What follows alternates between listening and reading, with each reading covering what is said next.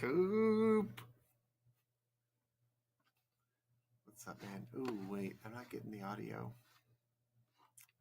I'm not getting your audio. How about now? Yes. Hey, Here look we at are. that. We're in. Takes a little Oh, bit of man. this, a Nice little bit of that. shirt. My dude. Coming through looking Oh fly yeah. Oh, tonight. the flowers. Yeah. The fit is It's clean. almost Floral Friday. It's, so, it's a so few that's where hours I'm away, at this man. week. I'm like, just give 4 me that hours Floral out. Friday on Thursday. Yeah. That's what I need. How Hey, you what's feeling, going on, man? everybody? Welcome to the stream. This is some Coach Rivals League of Legends action coming to you live from all over the country. But we've got some League of Legends today from Coach Rivals Summer Series. I'm Coop, and with me is Ronnie, the man himself, the Pac-Man Monarch. How's it going in? What state are you in these days? You're back. The state of disarray. The state of disarray. Nice. No, I'm in Illinois now, man. It's the same time zone, different state, several states away. Fun fact: Illinois touches more states than Texas does, despite the fact that Texas is 1,700 times larger. It's not actually a real fact, but it does actually. That's The the first first part of part that is the fact is fact. real. Okay. Yes, the second part about Texas being like the size of the planet is the incorrect part. But I'm excited to be here and really excited to watch some League of Legends with you guys. I missed last week.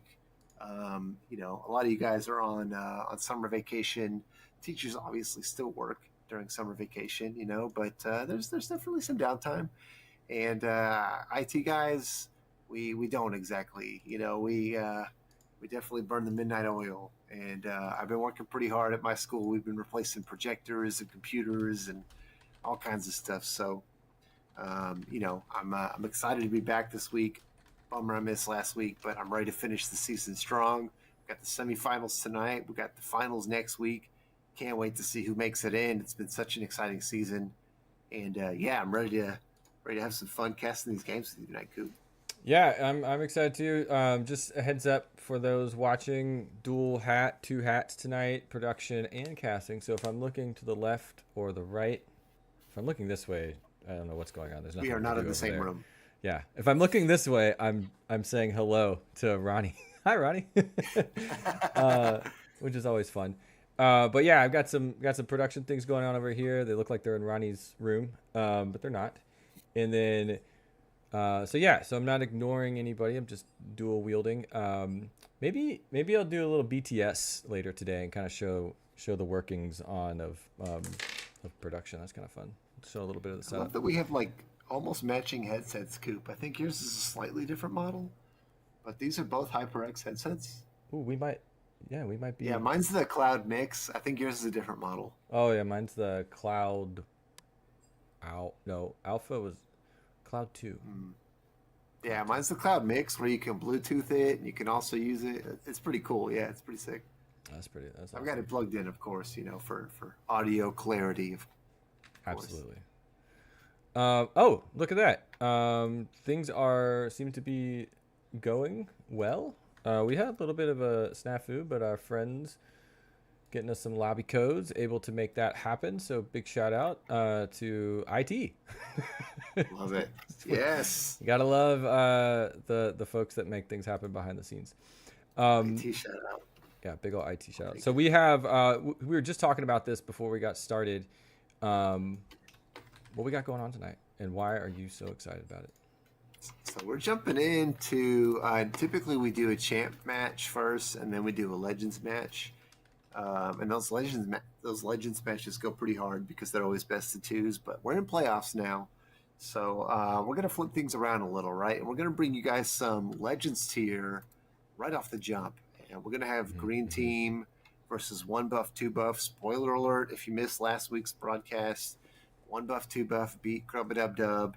So these guys get to face off against green team this week, and we're gonna watch that best of three series, and then we're going to see how it goes, right? Depending on how late that series goes, depending on timelines for other teams. Obviously we're all adults here. There's other obligations going on. These folks have schedules to keep and bedtimes to make, right? So if we can also get you the other series, It's we will. bedtime. Yeah, right. Sounds For the awesome. champs here. Hey, everybody's got kids, right? These days. So I mean, I don't, but everybody else has got kids to get to bed, right? And if we can, we'll bring you guys the champs tier match afterwards, which is also a best of three. So that may be a little bit of a stretch, but we'll see how we do. And yeah, we'll go as late as we can, and just have some fun with it. We got like 25 people on with us already, so happy to Hey. have you guys with us. Yeah, welcome, chat. How's it going?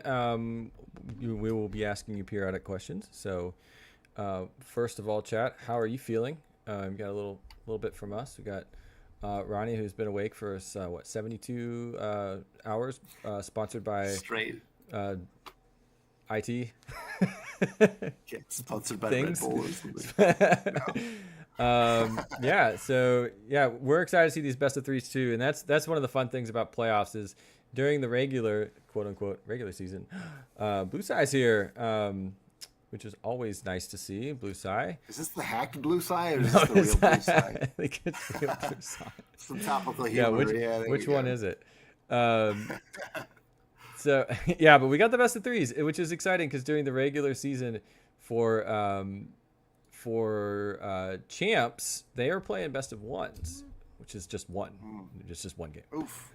And then in the Legends tier, they're playing twos, and so now we get into the playoffs. So we're going an extra game potentially, so that can enter into how things play out, how the teams play out, and how they can go the distance. We did see a 3-game run in the last playoff match, or in last week. We saw champs go the distance to 3, which was super exciting, really fun to watch. So we'll see how it goes. It should be fun today, but we've got draft up and ready to rock. So I think we're just waiting on the teams to are up in the lobby, and we'll get into that. So Gosh, how exciting. I don't know, what are we gonna see? But yeah, green team, 1 buff, 2 buff. That's how we're gonna start things off.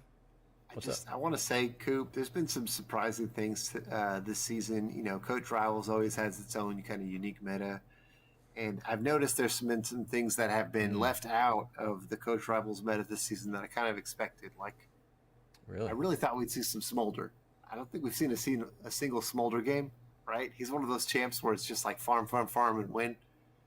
And yeah, we didn't see any Smolder. We didn't see any Hui. It's another new kind of mid lane champ. I thought we would have seen Xander play that for sure. Key.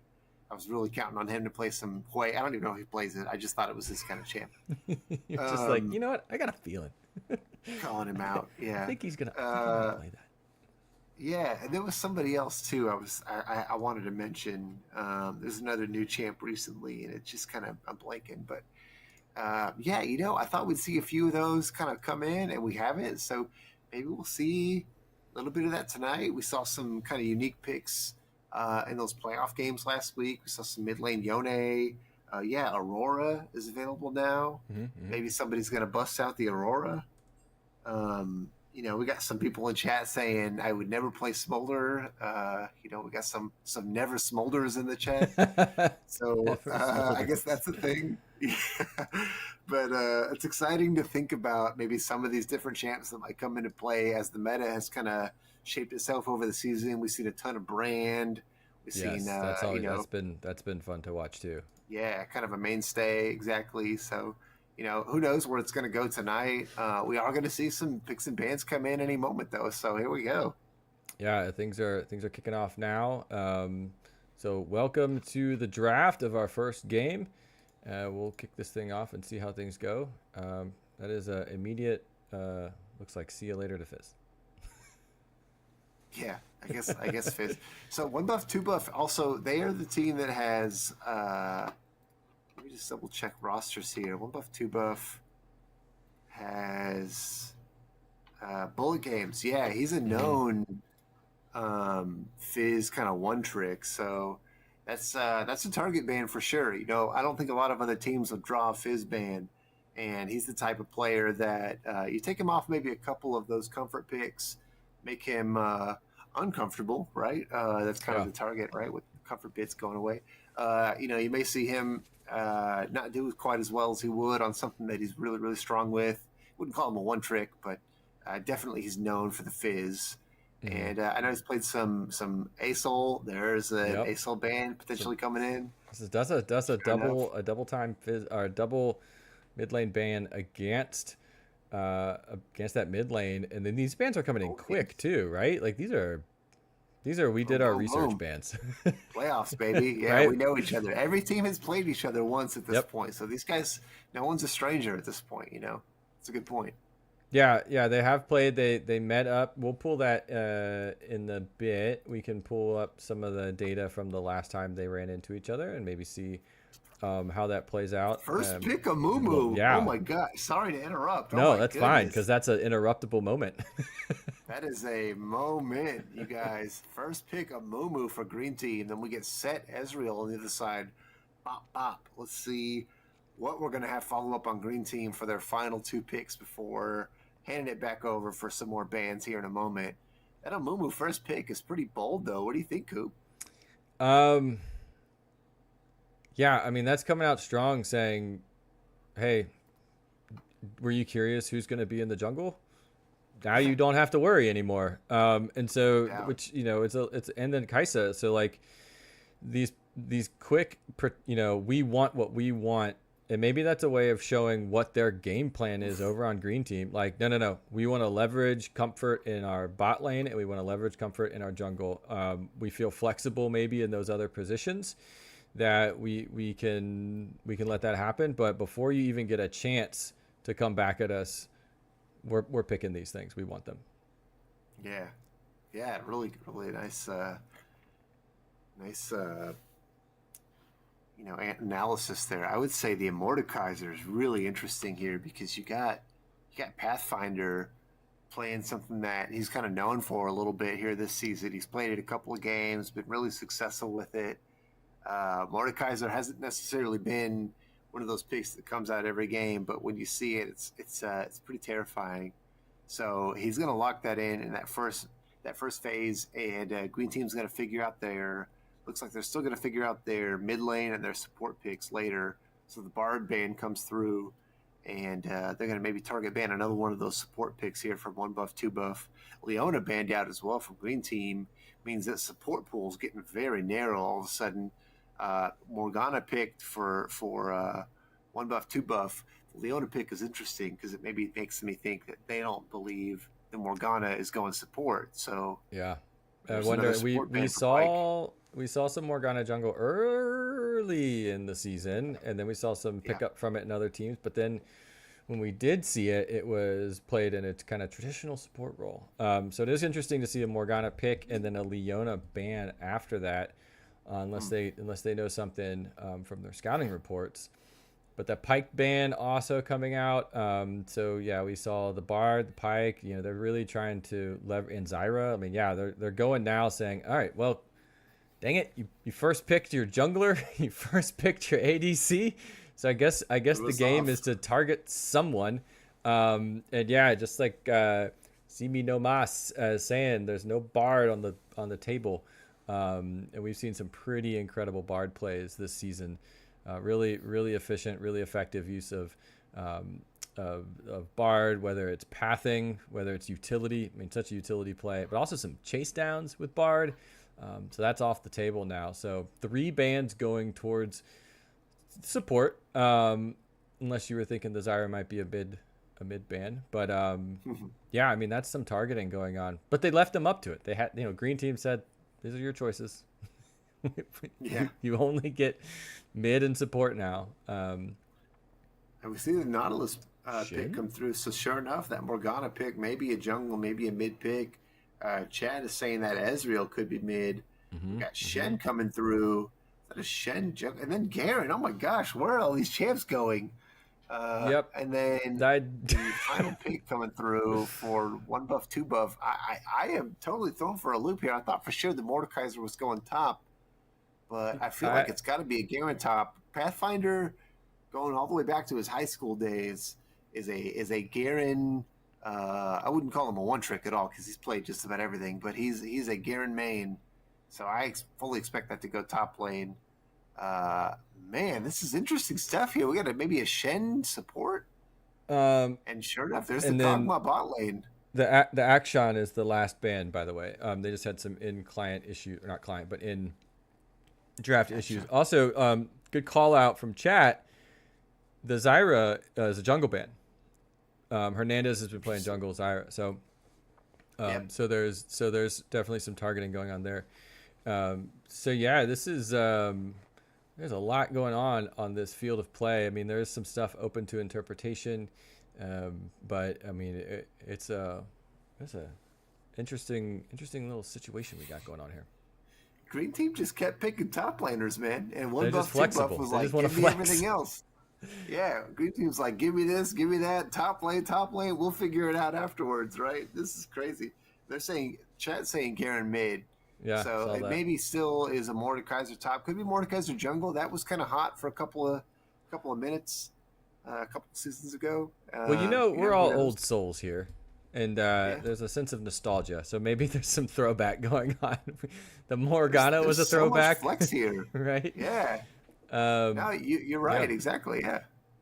But yeah, there's a lot of flex. I mean, like you said, where do you want to go? What do you want to do? Green team has those interesting picks between Mordekaiser, Shen, and Garen, which does kind of, the play style of these players, but also we've got a lot of flexible players, and players that they fill. They're like, what do you pay? Like, whatever. Where do you want me to play? So Yeah. oh, well, there's some of these champs out there that are multi-lane multi-lane options, and it really does kind of throw you off for a loop to say like, oh, I think that might be, and so then it kind of messes up the draft. League of Tops, as Blue Sky says. Good call. Yeah, man, this is cool. I like it because green team's strength, obviously, both of these teams solid, right? You come through a season of coach rivals, you get better as you go along. Green team has kind of traditionally been known for their topside strength this season, right? Pathfinder, no slouch. Everybody knows Pathfinder is a really great player, playing with this whole like who's going top idea is kind of fun. It plays into that strength. And on the other side, you got one buff, two buff.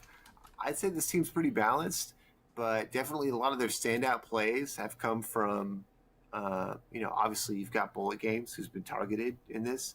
But Rear Face, I mean, really early in the season, I thought showed some really, really strong, some strong games. So to see several of the ADC champs still available up, and he went with the Kog'Maw, he's got to be really feeling himself on this one. So I'm really excited to see kind of how he does. Yeah. And, the two of those guys in the bot lane, K-Roo versus Rear Face, should be really interesting.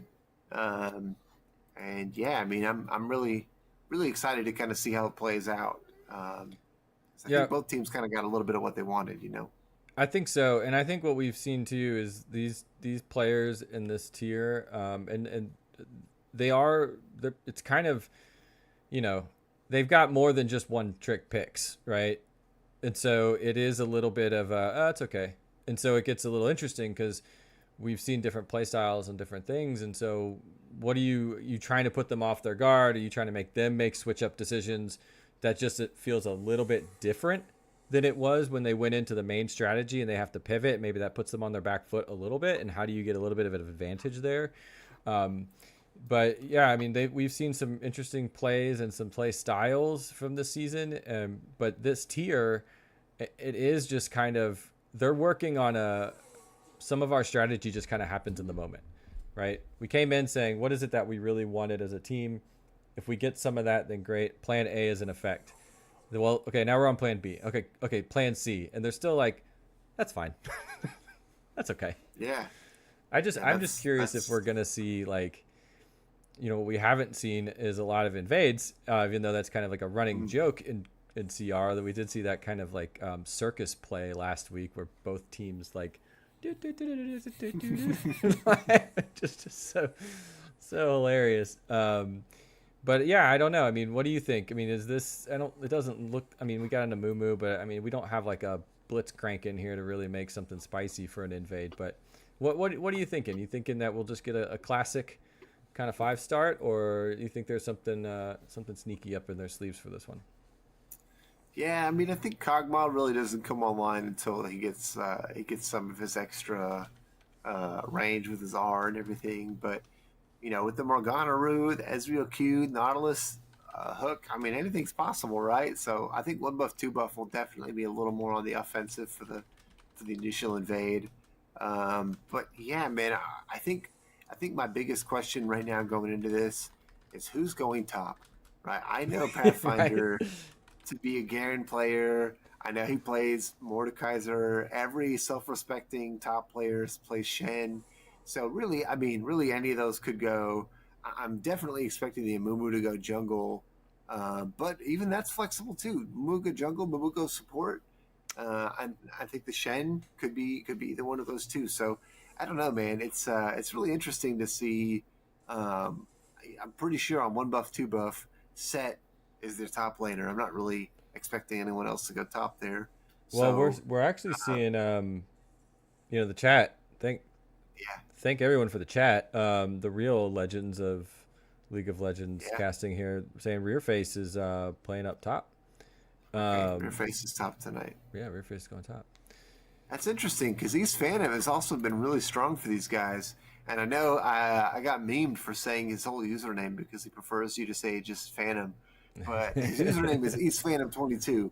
So, I call it like I see it. He's a Yeah, newbie. you like to give And him the credit that's due. exactly, yeah. I know he played some Mordekaiser too, and he had some really incredible games with it earlier this season. So I wonder if they're trying to do something maybe, to catch Green Team off guard with that swap. But yeah, I wonder. So who? I'm assuming that means that he's Phantom or just Phantom, as he likes to be called, is the ADC for tonight, or if they're also doing some other kind of trickery there to kind of mitigate some of these bans. That's really interesting. Yeah, I don't know. I mean, because in the way that we have it kind of set up, you can't really do an immediate switcherooski. There has to be some you kind of have to announce your lineup a little bit in advance, just so that we don't completely catch each other off guard. Um, but yeah, I mean, they would have been told a little bit in advance. Looks like East Phantom's going to go ADC, and Rear Face is going to go top, and so that's a shift and a change in and of itself, right? So like, again, kind of going back to the idea that most of these players feel like they can fill, and it's in the playoffs, so maybe they said, hey, let's make a little swap, a little change, mix things up from this team just to throw them off. We feel good. Maybe we practiced a couple times between the week in these different swap positions, so we're good with it. But the other team hasn't played against this setup of us, so what are they going to do? And so it's just I love the player lane swap. I think it's a great tactic. It makes things just different. It turns it into real live chess, which is what I've always kind of said League of Legends is 10 people trying to play chess on the same board at the same time. But you really got to react to it and make a plan for it. So we'll see how it plays out, though, because those kind of changes, right? They can be a great tactic to mess up the other team, but they can also screw you up as well if you're not quite used to it on their side. Yeah, that was going to be my suggestion, Coop, was, hey, listen, East Phantom's been great, and Rear Face has also been great in their roles. Well, Rear Face swapping to top tonight kind of, I don't know if that was the game plan initially, if it was a last-minute thing, or whatever they decided to do. But Rear Face going top against Pathfinder, arguably one of the best top laners in Coach Rivals, that's definitely going to be a test for this guy. So yeah, I mean, I'm sure he's feeling pretty confident going in because all these guys can kind of play different roles, like you said. They're all pretty decent at kind of filling in here and there. You don't get the Legends tier by just kind of lucking into it. There's got to be a little skill involved. So I'm sure he's going to be just fine. But I definitely wouldn't want to test my mettle against Pathfinder. That'd be one guy that I would be a little intimidated to go against for sure. Yeah, I mean that dude is brutal. Like we've seen just almost like a don't care, right? Like just there's such it's just dripping confidence, right? Especially when they've got a little bit of a lead. So Solo kills. yeah, yeah, right. So it'll be interesting to see. So look at this. We just need to get the chat in here. How do they Chat know all once this again. stuff? Um, Yeah, we got some insider knowledge yeah, here. this is awesome. This is okay. So this is one of the things I was actually telling some people about Coach Rivals today because they're like, hey, you want to come to this post production editing meetup? And I was like, yeah, I gotta do this broadcast. And like, broadcast? I was like, yeah, esports, high school coaches. It's pretty cool. And kind of tell them about the community. But the fact that like in chat, like the chat knows more about the inner workings of the community because they all play each other, and they know each other, they know how they play, and they know who their friends are, and they decided that Rearface and Kyrie are friends. They don't want to play up against each other today. Look at that. Oh, and that's insider knowledge from K-Roo's mom, and I love that. That's K-Roo's great. mom in the chat tonight, like, man, I love this community. This is adorable. That's great. So just goes Yeah. to show. I mean, like it's just great, right? Some of these people brand new, haven't really known each other. For some of these people just joining the Coach Rivals community a couple months ago, just prepping for this, so they wanted to play. They heard about the opportunity, and then they get to play against each other. And then in a couple weeks, believe it or not, when school starts, they're going to be recruiting students to play because these are all coaches or former coaches are currently connected to school programs. So, so they're getting to do this over the summer. They're going to take back some of this stuff and they're going to take it with them. So that's pretty cool. So that's one of the things that's kind of awesome. One of the things that's kind of awesome. So we are actually in game in lobby. I'm gonna do what I can over here with the magic of the internet, and we're gonna get this thing cooking. So this will be good. We're getting ready to go right now. Exciting. Yeah. Game one. Let's get it going. We'll see you. I got tickets to go to the Rift. You want to come with me? Yeah, man. I think mine are still good. I had them transferred from last week. So. All right, cool. Let's do it. 30 seconds. Hey, everybody! Here we are on Summoner's Oh Rift. man. It's an exciting time. While we're here, let's just take a trip down the line. Ooh, trip down the river. Oh, I love this, Coop. This is It's like a little jungle fantastic when you cruise. do this. Yeah, this is nice, right? Because you get you get the dancers going on. True Yeah. Phenom just vibing in the mid lane. Chilling. It is, sure enough. Chat called it. That is going to be True Phenom piloting the Garen mid, and we do finally see it is Chad on the support. It's going to be Shen there, and then you got Pathfinder top lane, Mordekaiser. Interesting stuff. Yeah, that's definitely something he's known for. Up against Rearface with the set, just like we thought. And it is going to be Morgana jungle, C9's Fee piloting that. It's definitely something he's done before. So that's going to be a fun one to kind of keep an eye on. We see some sneak going on here. Kato and Ched very far up. That the taunt does not land. Ched gets rooted by the hook there, but everybody's level 1, so nothing crazy going to go on here. It looked really dicey, but a couple hundred health, no big deal, and everybody's going to keep farming. Yeah, nothing too wild. Starting off, I mean, there was a little bit of a chance there. They were kind of coming around that bush. It is warded now as they are hanging out in it, so that could be unfortunate. Shin might get caught out. But yeah, I mean, Garen mid, like you said, Morgana jungle, but that Mordekaiser top, I think that's going to be the thing to look for. Shin, though, Shin's got the mobility, can get around the map, so there could be some interesting opportunities for some plays there. But yeah, I think we got the makings of something here. We have seen in the past couple of games a lot of bot side activity between most of our games, so I think there's going to be a lot of action there. And this is like some of our other games where blue side, bot side is just aggressive, very, very aggressive. Mm-hmm. You see a top side already, Pathfinder, Rearface fighting to the death up here. Both players come through with Conqueror, so they're looking to stack up those auto attacks and really kind of do some damage over a long period of time there, swinging at each other for several autos. Pathfinder with a level lead here. I'm not sure how much longer he will keep that level lead, but has an additional spell available to him. Let's see if he does anything with it here. And then in the mid lane, you have there it is, level 3 now secured there. Yeah, even with the melee versus range here, Bullet Game's definitely doing a really good job of chunking True Phenom very low. But he's Garen. He's got 400 health. He's going to be just fine. Not a ton of action here. Sometimes we get, first blood while we're doing that level 1 invade. We saw maybe some level 1 stuff going on down here in the bot lane, and then everybody walked away. And we are about to crest the 4-minute mark with no kills so far. I say that, but here comes C9's Fee. He's Phantom going very low, though. Chad doing a really good job of chunking up the ADC. He's the main damage source. But he goes down just before he's able to secure the kill on East Phantom, and that's going to be a double kill going over to East Phantom. K.Rool Chad really committed for that.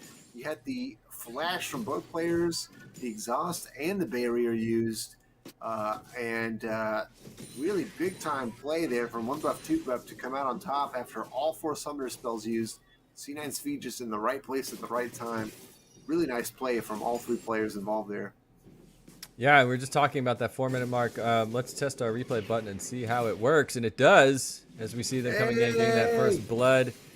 And then coming back on the Maul to come back and do a little bit extra damage. Gets the double kill. Good start.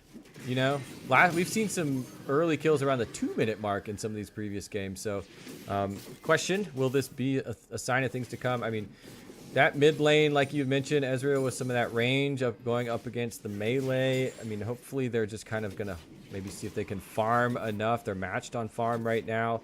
And just get the farm, and then come online later. But right now, I mean, Ezreal's got an opportunity here, if they can, to maybe capitalize on that. That health is low. The hook coming through there. Taters up Pete with some nice warding ahead of time. That's the shift away from Bullet Games already, too. Hernandez teaches using one of the bandage shots is missing, not having a second one available there to go back in on Bullet Games. And now with level 6 there, going to call off that play. Looks like everybody decided that was not the play. True Phenom now still again. He's been basically living on 400 health in a dream here. Bullet Games hanging out here, just poking him the whole time. Yeah. True Phenom now hitting level 6, so he does have the ult available as well. C9's Feed waiting in the wings, not giving True Phenom an angle. Definitely using that Doran shield to his advantage, though. That man has built up 600 or 700 health now. Using just that one item, has not gone back. Neither mid laner has yet. And we see, C9's Feed still hanging around. Hernandez teaches now also showing up to help True Phenom push this wave out. Probably trying to help him back, if I'm guessing there. Still 4 players, kind of strong mid. So not really any commitment there, but everybody just kind of feeling each other out. Yeah, we do see some nonsense happening top. We see some nonsense happening in the mid lane as well. I don't know where to watch, and then it's going to take us down, and we missed it. Both sides. Yeah, Pathfinder gets the kill. I was not expecting that. Rearface went in with the ult. Looked like he was feeling pretty confident about the start of that fight, and then Pathfinder just kind of like kept his cool, still had his flash.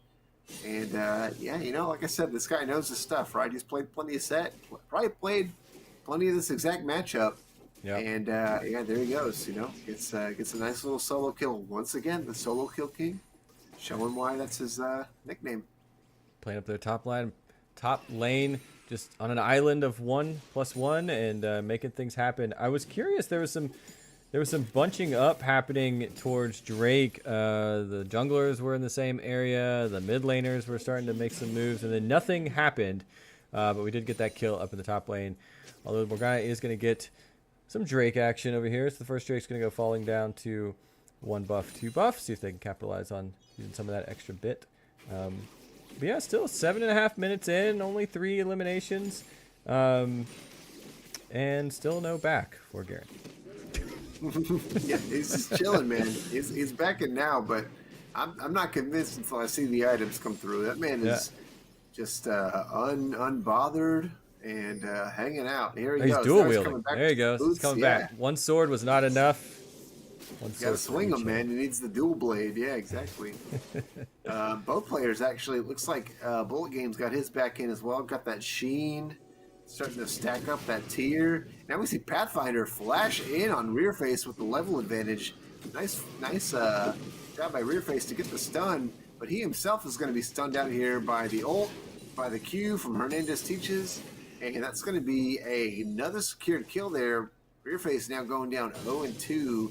Pathfinder got some help on that one, so it's not a solo kill, but sitting at 2-0, he's feeling really good, and now he's got a nice little 10+ minion lead. Pathfinder building up this mid-game lead here, and he's going to be a menace here in the next half of this game.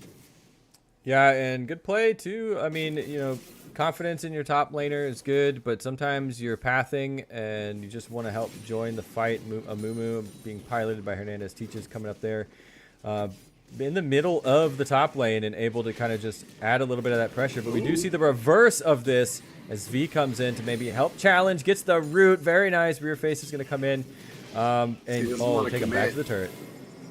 Nice job with the turret. Yeah, you can tell C9SV does not want to commit to this play, though. Ched comes in with the ult. C9SV using the Black Shield to keep himself safe. Pathfinder had ulted Rear Face under turret there, so that's why that looked a little silly. Kayru now in a 1v2 because his support ulted the top lane and left him. It's going to be a kill going over to Tater's OP, so we got some action top lane, and it all gets called off. We got some action bot lane, and East Phantom and Taters do the dang thing and take out Kayru after his flash, after his barrier. Once again, it's going to be Summoner Spellless, and definitely down 0-2 there in that bot lane. Yeah, I mean, it looks like Shin was going up to support Pathfinder, but the squishy was squishy, and it was a really good play by Taters. Too, they kind of limit tested themselves. They knew if they chased under that turret, they were going to get hit with some shots, and they got down, 10% health, but they got out of range just in time, so they're able to secure that kill. And so, they went in for it, and Kai'Sa was taken out. So, even though they've got those 2 eliminations up top by Pathfinder, we still have 3 down in the bot lane over here for 1 buff, 2 buff, and I think that might be something that they're gonna have to be worried about. They probably feel pretty confident up in the top line, but it's gonna be interesting what happens down here in the bot lane. Yeah, that's a good call out, Coop. Right, both teams kind of getting a little bit of what they want. Top lane strength, as we've noted all season, from Green Team. And then you got some bot lane strength here from 1 buff, 2 buff, albeit with a different set of players with East Phantom. But yeah, both teams definitely still having a nice, strong early game here. Tater's OP now caught between a couple of enemies. Hernandez Teaches and Ched do a nice job using the blast cone to surprise him. But he's Nautilus. He's just gonna walk it out. Still has his ult available. I believe that's off cooldown. Yeah, sure enough. And not going to freak out and, worry about using that immediately. He's going to save it. Everybody walks away. No big deal. And, nobody's too worse for wear. But we do see the junglers come back in the mid lane here. You see Hernandez Teaches look for the bandage toss, but he gets rooted there by C9SV. And it takes a little bit of chunks, but he's going to walk it off again. No big deal. No commitment. Because they push that mid lane out a bit, though, it does look like they may be going for the second set of grubs here. Hernandez Teaches was able to pick up all 3 of the first set, and it looks like they're prioritizing the second set as well, trying to get 4 and 5 to give himself some of that extra grub push. But C9SV's got something to say about that, so yeah, it looks like we're panning up there now. See the first grub taken by Green Team. And now another one goes over to 1 buff, 2 buff. Nice job there by C9SV to land that, denying one of those grubs. Not going to make a huge difference. 5, not a big difference from 6. So Hernandez Teaches does secure the other one. But C9SV's got to feel good about that. Throws a Q in there, gets a grub for free. We'll take it. Hey, free is free, right? Exactly. Yeah. Ooh, this Bullet Games now. He's having to flash away as Ezreal. That's a big play. Is not able to get away with just the little jump thing. What's that called? The I forget. So he has to use the flash as well. His little blink really ability. nice job. Yeah, his little blink thing. I feel like I know the name of it, but I'm blanking right now. I'm blanking on his blink, Coop. So Yeah, I mean, he's nice a high job by mobility Hernandez. champ, and so Force yeah, it. if you have to Yeah. force out a flash, that's especially under turret. I mean, that was like, I got to get out of here. I mean, but he was getting doubled up on. Just it was, they read the situation. They're like, you know what, a flash is expensive, but an elimination is even worse. So Yeah. just take what you can, go back to lane, and they're going to clean up. They're going to get some CS out of it. They're still even though in that CS, pretty much in the mid lane. So it's an interestingly good matchup. This melee versus this range. That matchup terrifies me. That's why when I play top, I play range top laners because I'm terrified of melee. Hashtag Timo. So yeah. I love it. No, good call out. We see the dragon go over before the fight can really even begin there. Chat, correct me if I'm wrong. I think the ability is called Essence Flux. Maybe I'm thinking something else. I'm trying to test my knowledge here. Yeah, gotta stay sharp. Haters up P catching a couple of enemies out here though, in his way back to the lane. Does get taken out by Keiru. So nice job there by these three to kind of group up and take out the enemy support quickly. He's got no flash after that play, so nice job by this trio. And yeah, we'll see if it matters too much. See NSV trying to sneak the Rift Herald, but he gets found out, so nothing too crazy so far. But yeah, it looks like he's still gonna try to kind of poke it a little bit. We'll see. Judman in chat asking about who won the first game. This is the first game, buddy. So you're right on time. Yeah, we don't no know, deal. Jumpin. We don't know. Yeah, yeah. The script going writers have not told us yet. Yeah, Yeah. exactly. They're sequestered. We don't know the script for this one. We are starting a little bit late, so usually we start a little bit early in playoffs, but life and schedules has caused that to be a little bit different tonight. So this is just game one. We're going to get the series between these and depending on time and life schedules of our champions tier, they're going to start their first game in about 20 minutes. Oh, I'm going to stay quiet as we get a lot of action here. Oh, we see actually Hernandez teaches getting some really nice root action there, but C9SV does a good job to deny the additional engage with his ult. Hernandez teaches does follow up and get the kill. Looks like Rearface does get out of there with his flash intact as well, so nice play there from Hernandez teaches and Pathfinder, both committing their flash, securing that kill on C9SV. It looks like it's potentially going to net them also the Rift Herald, so definitely worth, as you'd say, in chat in your solo games. Yes. Type out worth when something Worth. like that happens. That was definitely worth, yeah. Yeah, There and it is, now they're the going to get the rift. So yeah, let's go. absolutely, definitely worth it. Morgana just a little too squishy up against the bandaged Amumu. Wasn't able to get out in time. But look at this turret. 20% left up in the top lane. Rear face, 20% health. Pathfinder's looking strong. Once again, man, Pathfinder doing his thing. I've known this kid for coming up on like 6 or 7 years now, and he's always been a top lane main. And this guy just day in day out does the work. He knows the matchups, and he's not going to give you a freebie. You're going to always have to earn it against Pathfinder, and he's showing you why here. Rear face. Definitely a great player. We've seen him play great all season long. But like I said, coming into this one, it's always going to be a tough task to go up against Pathfinder as your first top lane matchup. Yeah, we do absolutely. see both junglers showing up here. It's going to be, man, these guys are just reading each other's mind. Looks like actually Green Team calling this one off, though. C9SV getting some nice CC, but he goes a little too far. It goes down, so this is going to be 1-for-1 overall. CNSV taken out. Ched using the flash and exhaust also taken out, so I guess net positive for 1 buff, 2 buff, but definitely you'd like to see C9SV survive that. And I see a TP coming through from True Phenom. He's going to come down just to make sure this turret stays alive. And Ezreal's going to get some free time to farm in the mid lane. see if he's able to get maybe a little bit of additional damage down on that turret there.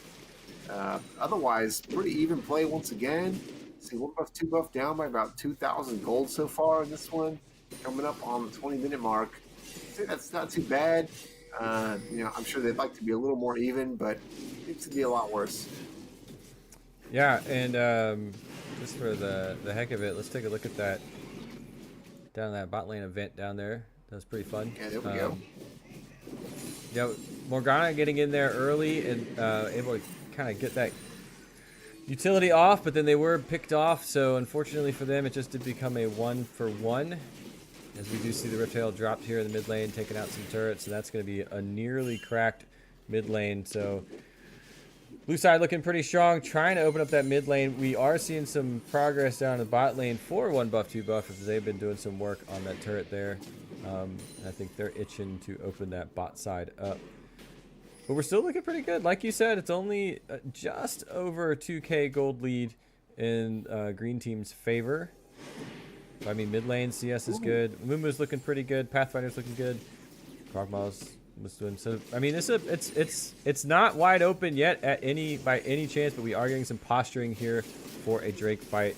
Robbie, what do you think? Or Ryan, what do you think's about to happen with this one? Looks like they're going to try to sneak this one again. That's exactly what happened last time. But C9 Speed a little closer this time. Could be looking for a steal here.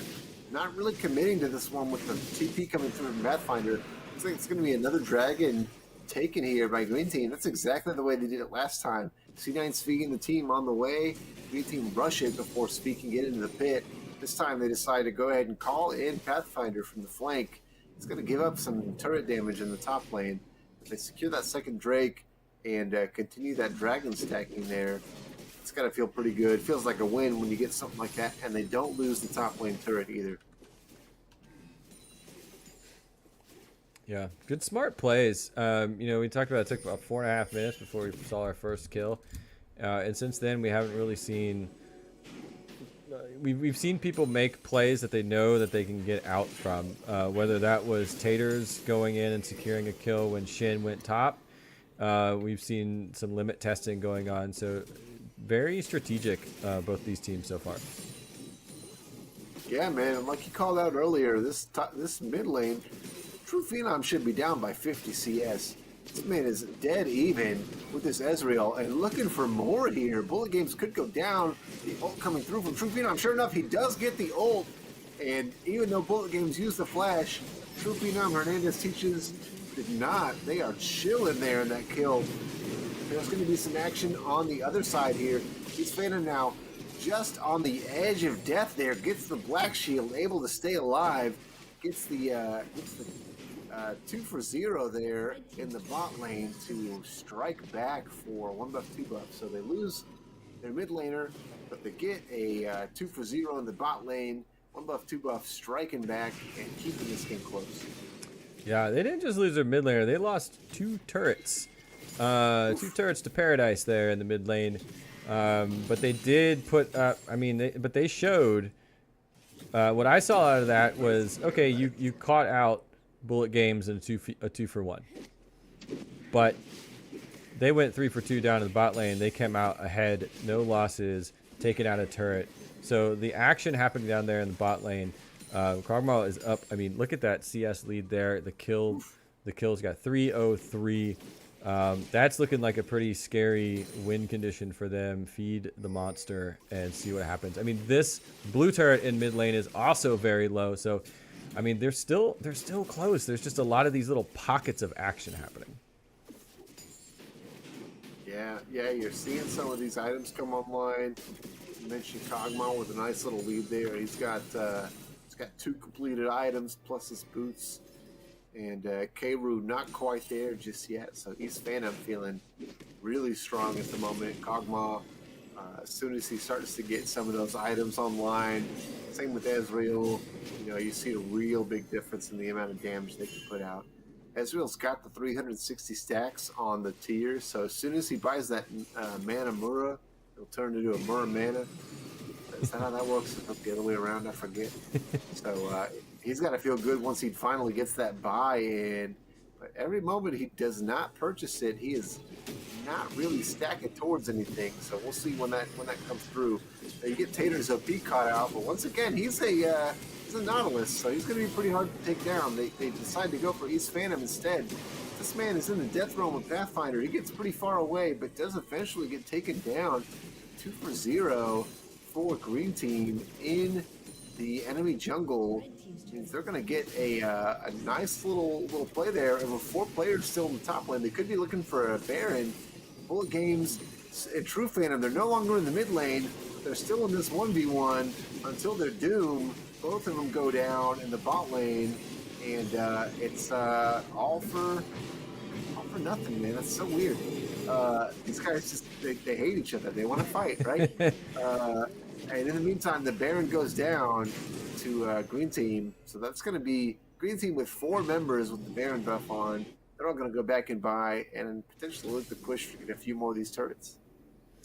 Yeah, definitely there's like this mid lane grudge match going on. I don't know if it's because nothing was going on for the first, 10 minutes in mid lane. They were refusing to buy. They were hanging out, being pretty even with CS and poking and sustaining. And, it came to a head, and it's Garen and Ezreal on the Rift. That's all that matters right now. Where are you? I'm coming for you. That's fine. Bring it on. Oh my gosh.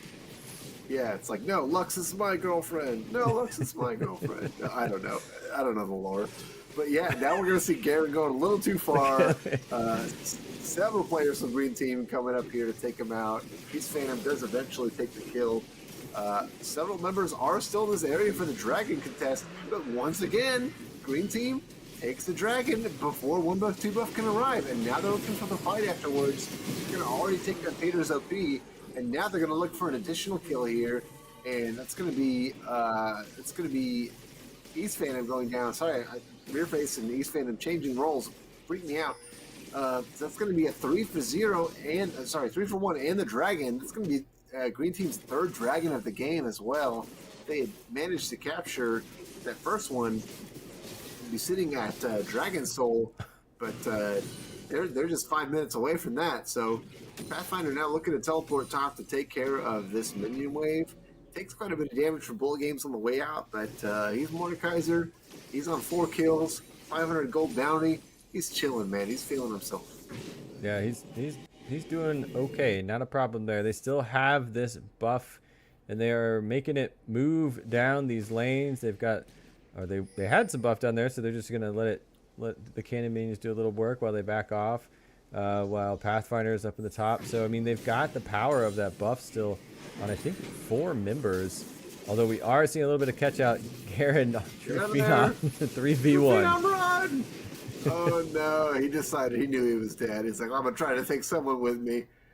And you see C9's feet get down to about half health, but Phenom not able to get him much lower than that. So, does go down for free. He takes the chickens with him, I guess. But got a little CS, but at what cost? Yeah, not too big of a deal. Hernandez teaches now in the area with Pathfinder covering this mid lane, looking to get something here. Gets the bandage toss, looking for more. C9 now flashing away. Hernandez teaches now caught out. Gets the Nautilus ult as well as a couple other spells thrown his way, but he's going to be just fine. Tater's OP now. Walking away from Pathfinder does not get ulted.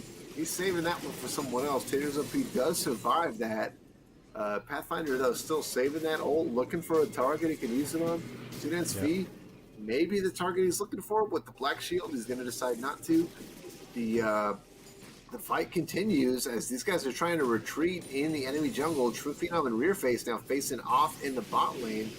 Rearface against this Garen. Finally, that was the matchup he was probably expecting coming into this one. Garen with an ult. You also get one from Rearface. The ult from Shed comes through, but it's going to get canceled out because he's CC'd. Probably wasn't needed anyway as True Phenom gets the kill.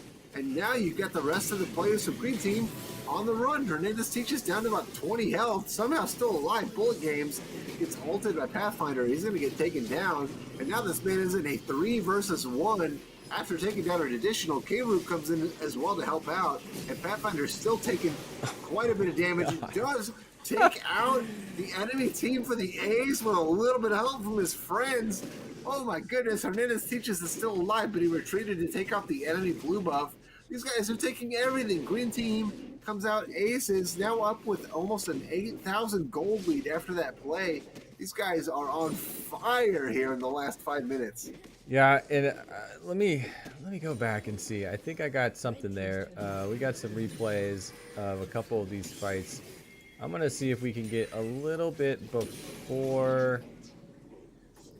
Let's see this one. This is gonna be it. Let's go back and see this one real quick because we see.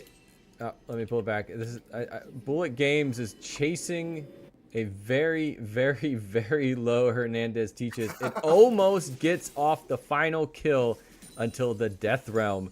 So close. Bullet was so close to getting Hernandez teaches out of that play, but the Death Realm coming in and saving Hernandez teaches, and then coming out of that, and we just saw the tear going on for Pathfinder.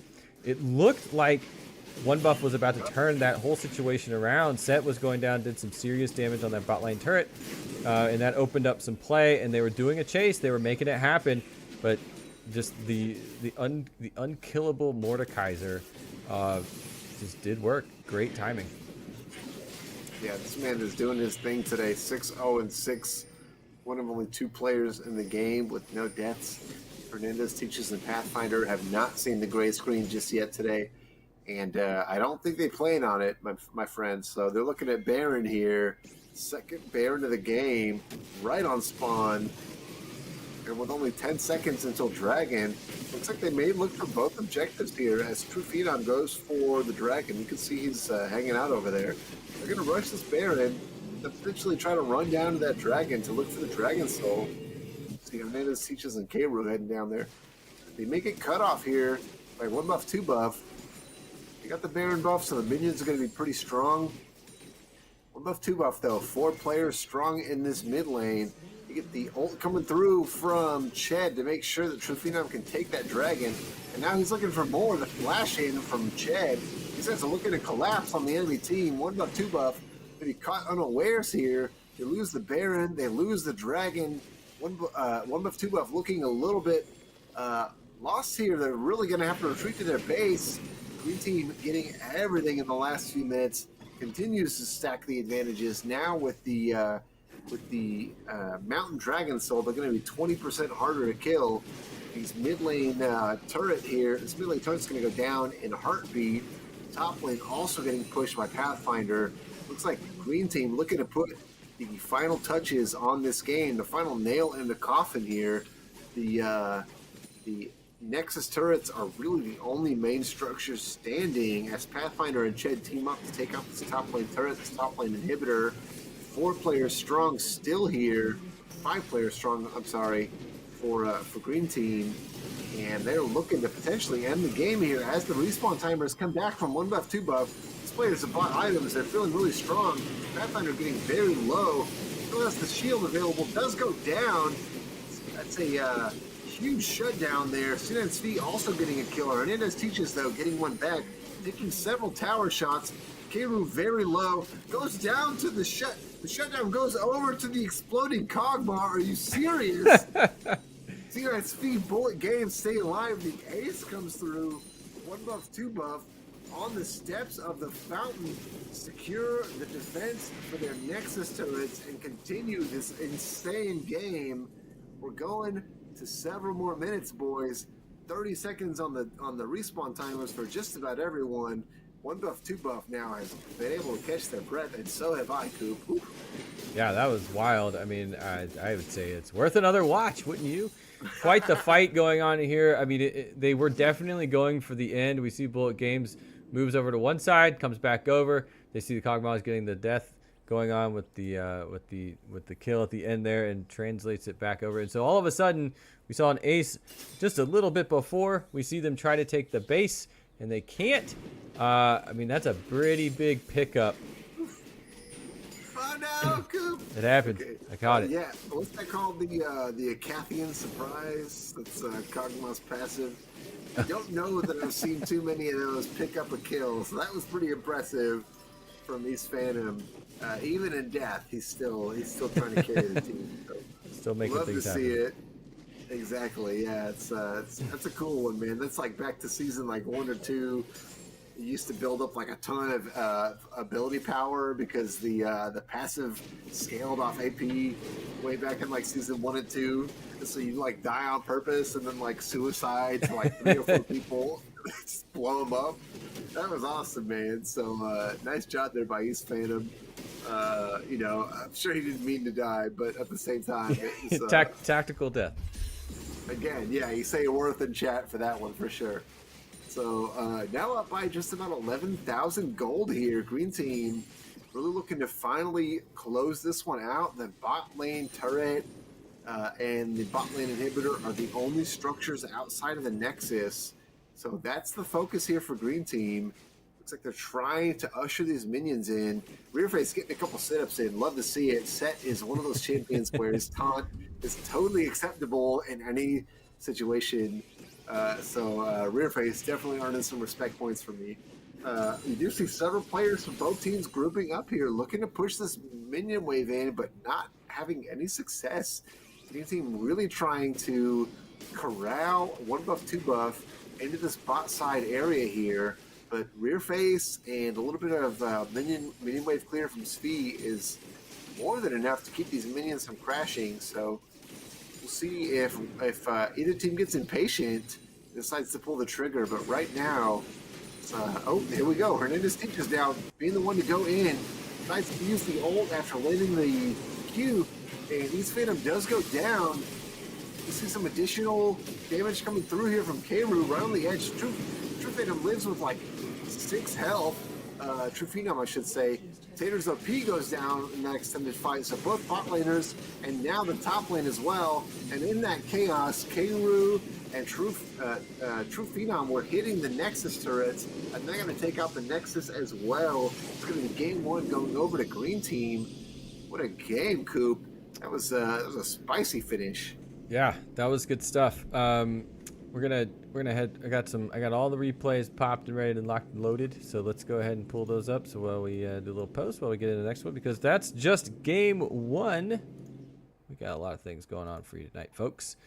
Yeah, let's one down absolutely, but we got more to come. But yeah, you were saying that was a spicy one for sure. Couple wipes, got ace followed by an ace. A couple times there, 1 buff, 2 buff, looking like they had some chances and some options for them. But man, Hernandez teaches and Pathfinder looking very, very strong. I've got a little bit of, let's see if we can pull this up, see if we can get a little bit of that stats action in there. Let's put that down. 31K. 30. Oh my God. 31. What are you gonna do about that? Whew. More damage than both ADCs, more damage than the mid lane Ezreal. This man, Pathfinder, is just cannot be stopped, man. No. Pretty wild stuff. So yeah, that's game 1 of this round. We've got some more stuff coming up. We're actually about to get into it right now. I think they are getting ready to go. I'm just waiting on some stuff from them. But Ronnie, I mean, what do you think? I mean, that was game 1. Game 2. What do you think the change is, the game plan is? You tell the people. You know a lot more about this than me. I'm gonna look at you while I do this. I'm not looking at you. I'm looking at the lobby as we get loaded into the next one. But tell me, what's next? What's next? What do you think? What do you see coming out? You know, it's tough, right? Because you spend your whole season kind of figuring things out. You know, you get a few weeks in. You're having some fun, and now we get the playoffs, and it's, hey man, win or go home. Everything's over. So if you don't win, there is no game next week. So I'm sure just about everybody on 1 buff, 2 buff is trying to rally, right? These guys are probably talking each other up. Hey man, this is all the marbles right here. We got to force a game 3. Meanwhile, on Green Team, you don't really have to change much when you win, right? If it ain't broke, don't fix it. They're looking to still probably stick with a strong top side. Maybe if Rearface decides to stay top side because he doesn't want to play directly against Kayru, totally understand that. Did pretty well overall. Pathfinder's a tough opponent, and he only gave up 1 solo kill, so I'd say that's not too bad. He's always going to get at least 1. So we'll see if there's any kind of change up there. But That overall, yeah, man, I I am think, curious about that, right? They can swap people yeah, around as we get into the next game. So as long as they communicate that ahead of time, they can be like, give us a couple minutes. We're gonna rethink some stuff. But right, I will say that bot lane was looking very strong for one buff. So I yeah. mean that's do you leverage that? What do you do about that? And how can they make a change? I don't quite know yet which if they're picking the same sides or if they're going to swap things around for that too. So there's a couple things that might change in this next one. Um, but we'll have to see. But that's the fun of when you get into these series way of playing, you get to find out how do you react, right? That's the big shift. What are you going to do next, right? And then if they win, then we get to go to game 3. And so you got to make another play. So we saw in the pick ban last time there was a lot of targeted banning going on. I mean, we saw 2 bans on Bullet Games, so a little confidence build there, and maybe that was one of those things that kind of put him on his back feet. Although he was really good on that Ezreal, but we'll see. I mean, that's another question too. Do they stick with that tactic? It got him the win this time, or do they want to mix things up a little bit? I don't know. Yeah, I think it's tough, right? With with Green Team getting the win, I doubt they're going to go away from those first 3 bans, right? Because Bullet Games has been known for a couple of those champions, and yeah, the Ezreal wasn't bad, but you definitely like to see maybe more of an impact there from one of those types of champions. So maybe he's looking at something else. Maybe he got caught off guard by a couple of those bans. Who knows, right? The mid lane Garen pick sure threw me. So for what that's worth, And that was was a not good expecting pick. that. I don't think. Yeah, I it mean worked that out pretty well. that uh, they farmed. They just said, okay, fine. I'll just sit back here and farm. But they did a really good job of farming under turret, and they were able to Yep. stay even uh, with Bullet Games the whole time. And I think I wonder if one buff was thinking like, okay, cool. Maybe we'll be able to get. They might turtle, but we'll get a nice little CS lead. By oh my god, 8 minutes in, and we're not getting a CS lead at all. We're even, and then that Garen comes online. So that was an interesting thing to see happen as well. So, but you love to see that kind of stuff with these players. Like they're able to adapt kind of on the fly and say, all right, that's what you're forcing me on. It's cool. I'm good. Yeah, That's fine. Legends here, man. They play whatever. Yeah, they make it happen. Must be nice, right? So Yeah. we're gonna take we're actually gonna take a really quick. What was that? What'd you say, Timo? Tier where we saw Timo, or was that the other tier? I forget. We saw some No, it Timo was champs. champs. It was champs. Yeah. Man, I'm not gonna say I'll automatically give you the mental trophy for this tournament if somebody just locks in Timo first pick top lane. I'm not gonna say you automatically win everything. Pathfinder. But Pathfinder, I want you to prove Yeah. that top lane supremacy, and I want you to do it with Timo. That's the call. Thank you very much. I appreciate that. Yeah, you don't see a lot of it on the Rift, but it's a fun one. So who knows? Maybe we'll see someone play it in the playoffs. We got a couple games left to go. But we're gonna take a very quick water break. And they're locking in. They're doing some strats and some stuff like that. So give me just a second. I'm actually, you know what we'll do? We'll run all the replays from the last bit while we hang out here. And Ronnie and I are gonna go get something to wet the whistles because we got a long night. We've got a couple games here at least, and then we're gonna get into even more later on. So hold tight. We'll be back in just a minute, and we'll be back with game 2 of our first of the series. See you in just a minute.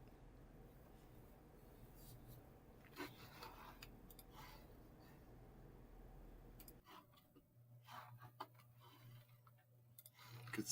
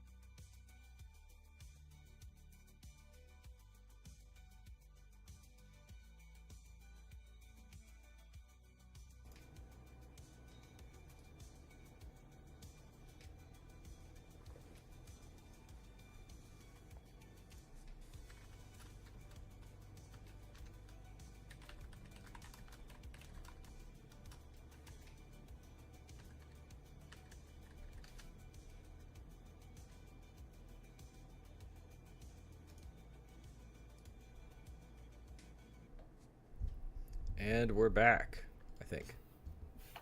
Ronnie, Yeah. you with me? Yes. Success. Yeah, we're killing it. We did it. Hey, everybody, we're back. Looks like we are getting ready to launch into the draft of the next one. So thanks for being here. No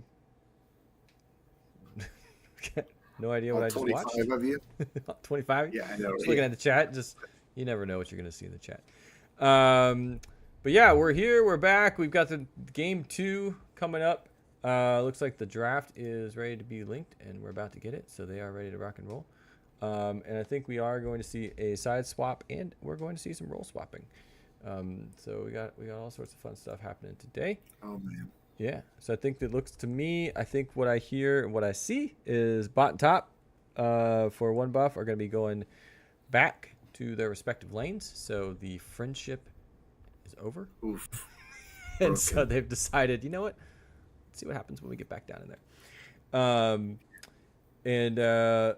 Yeah, so we'll be getting into that draft in just a minute. Let me see if I can get this over to me on the other machine, and we'll get ready to rock and roll. But yeah, so we were talking about how we're curious how they are going to respond in this one, and if they can, what plays are they going to make, what changes are they going to make, and right now we know that they are making both side changes and player changes for one buff, two buff, and so yeah, so that'll be interesting to see. So Ronnie, we just saw some top lane is moving to ADC. What do you think is going to happen? Yeah, man, season on the line. These guys are going to what has been working. I feel like one buff, two buff with the Ace Phantom top lane and the rear face bot lane has been what I've known them as all season, and it's been working pretty well. Both these guys have made some pretty incredible plays. So yeah, man, it's just right, put up or shut up time, right? So I know all these guys are anxious to get back on the Rift because that game could have really swung either way. You had some big moments there. You had a Pathfinder coming up big in that dragon fight. You had some of those kind of unique interactions there with his ultimate and some of the other players, like Ezreal not being able to get away after he gets ulted by the Mordekaiser. So really strong pick. I think we're going to see probably a Mordekaiser ban, maybe a Mord first pick here in this one, and with side selection being blue side for one buff, two buff. Yeah, we could be seeing a Mord first pick here if it doesn't get banned. That's maybe my first prediction, but we'll have to see how these first three bans go, if they're going to be exactly the same or not. And yeah, kind of where each team priority is. If you remember, Amumu was first picked in game 1. So, yeah, locked in, ready to go. And I'm a fool. We're not switching sides. We're just switching the player. So one buff is going to be back on one side. So yeah, they're staying where they are. One buff got to pick. They like that red side, but they want to make a little player change, and so yeah, we'll see how that is. But yeah, that's a good remembering is that they locked in Hernandez teaches on that jungle, and that was straight out the gates. They said we want jungle prio. We don't want you to even think about taking away that Amumu. I want it, and so they got it, and they let the rest of the team fall kind of in line on that Amumu and that Kai'Sa and that Pathfinder, and that's what they started off with their starting 3. Do you think they're going to pull the same? It'll be interesting to see. I mean, they banned out the Zyra, and he picked that Amumu, so yeah, it'll be fun. I mean, Hernandez has made some pretty good calls and some pretty big plays, so definitely a threat in the jungle either way. So we'll see what happens. Yeah, both of these guys have been here for a season or two. C9's Fee, I remember playing against him a couple seasons ago. Guy's pretty talented. He's got a really good Jarvan, so don't know if we're going to see any of that. Yeah, he's got a really, really clean Jarvan. I myself am a Jarvan enjoyer. So, when he pulled it out and decided he was going to play Jarvan, I think he played it against my team one time and he kicked our butts. So, yeah, definitely something I'd love to see him play. Not to spoil any kind of pocket picks that he might have up his sleeve, but haven't seen a ton of Jarvan All of this a season, sudden they're so like, I like "What? Jarvan? Change everything." Jarvan ban. Yeah, no kidding. Yeah, if we see a Jarvan ban, I apologize, V. That's the caster curse. Yes. No, they all have their digital whiteboards out, and they're making plans A Yeah, through Z right now of what the options are, what the plans are. Um, yeah, that game again. It was a slow start. You know, we saw almost an early catch, very very early. We saw nothing happen for 4 minutes, and then it kind of just kind of chilled. Pathfinder got something early. We did see one buff, two buff have two kill early lead, but it just kind of chilled until they started to scale, and then they really scaled, and Mordekaiser became really difficult, and they had to send multiple players to get Garen, and that was how Green Team was really able to capitalize on the, if you want me, you got to send a bunch, and then we'll rotate. We'll take a Baron, we'll take a Drake, and so that was the tactic. It worked. Green Team looks like if you let them scale, they will take it.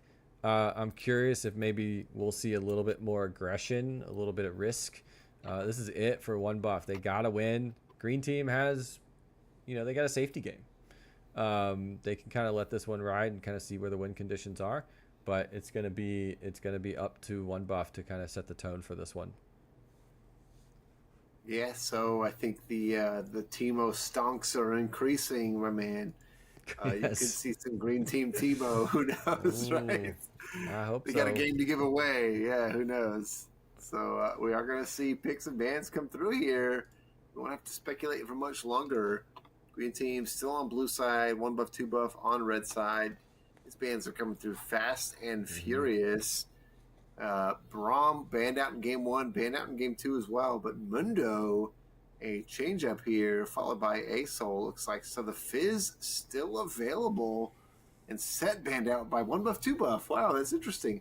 The Amumu first pick yet again, but that's going to be Darius locked in by one buff, two buff to start things out. And wow, Veigar.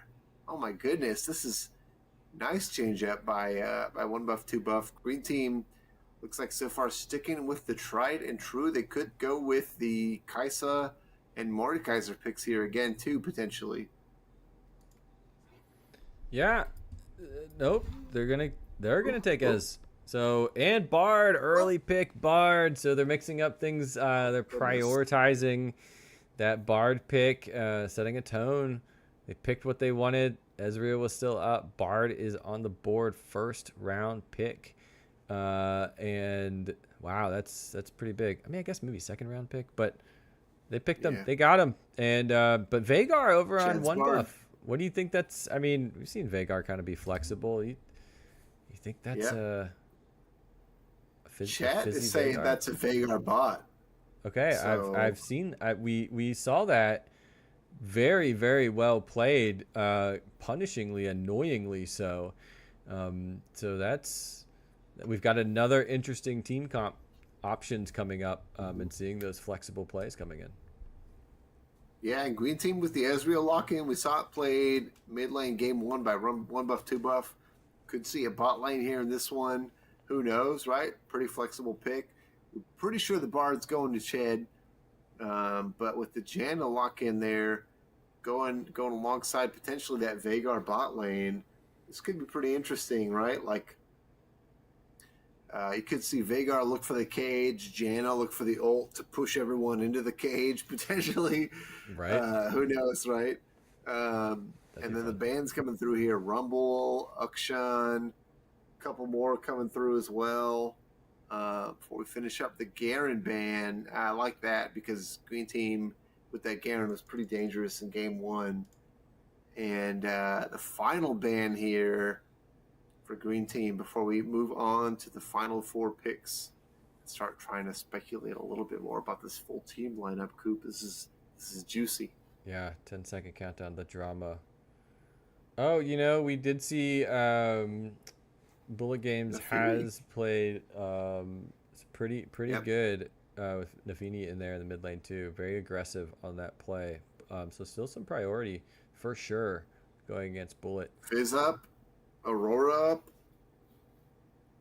maybe they Who like. knows? I mean, it's open, and Yeah, the new champ could be Fizz, could be pins and Aurora. needles, I feel like Green Team is almost like baiting the Fizz right? pick at this point. They Like to want. leave it up for this long.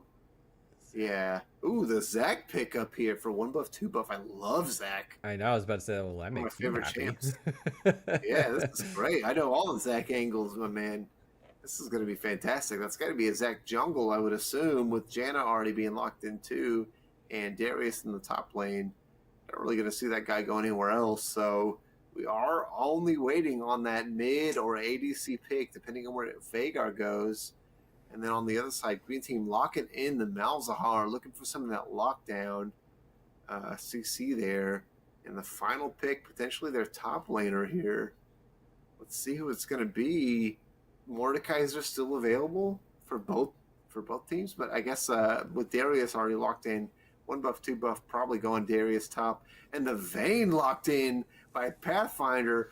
We're going to see a Vayne Pathfinder play angle here. Oh my goodness! And he knows the Darius matchup like nobody. And finally, 1 buff, 2 buff with the final pick in the draft. Somehow, Fizz makes it all the way through. And Bullet Games gets exactly what he wanted the whole time. Yeah, that's waiting until the end and almost saying, you know what? They banned out my Fizz before. They targeted me as well. Let's let the rest of the team pick some stuff up. If they're gonna leave it, that's fine. Let me get it at the end if they really leave it, and then the rest of the team gets to pick out. We are getting chat is thinking that that might be Kairu with the Vayne. So Bard top. So Ezreal top, potentially? No, there's no way. There's no way. If you're gonna do that, you might as well do team up, right? If it's Bard top, I will eat my hat. Oh man, that would be something else. Yeah, so spicy little bit going on here. It'll be interesting to see how these things play out. Again, it's another round of picks where we're not quite entirely sure where they're going and what's going to be done here. So I don't know, Ronnie. Green team's team comp in game 1, all top. Green team's team comp in game 2, no top. Yeah. Like, it's just so interesting to me. Yeah, total and just flipping it all over. No tanks really, and then Fizz making it through all the way. Bullet Games is known for his Fizz. I feel like either Green Team had a plan for it, so they intentionally let it through, or there was just kind of like one of those like brain fart kind of moments, because Bullet Games is really strong with that champion, and Green Team letting it through all the way to pick 5 there just feels a little bit like a miss, especially with the Nefiri ban, the Ukshan ban. Felt like, they were really kind of like trying to go for mid lane bans anyway, but they left the Fizz up. But that's what's interesting is they definitely didn't just forget about mid. They just, I mean, maybe they just don't think it's that big of a threat, or maybe against this team comp they don't think it's that big of a threat. The Malzahar locked in. That's a mid lane. I mean, I don't know your thoughts on that versus Fizz. Maybe they said, I feel comfortable. I feel confident. I think I can do it. I don't know. It's gonna be interesting, Coop. Bullet's happy. He's like, oh, great. Yeah. Second game, comfort pick. This is what I want to do. I know he's got he's got a lot of time on Fizz, a lot of comfortable piloting that champ.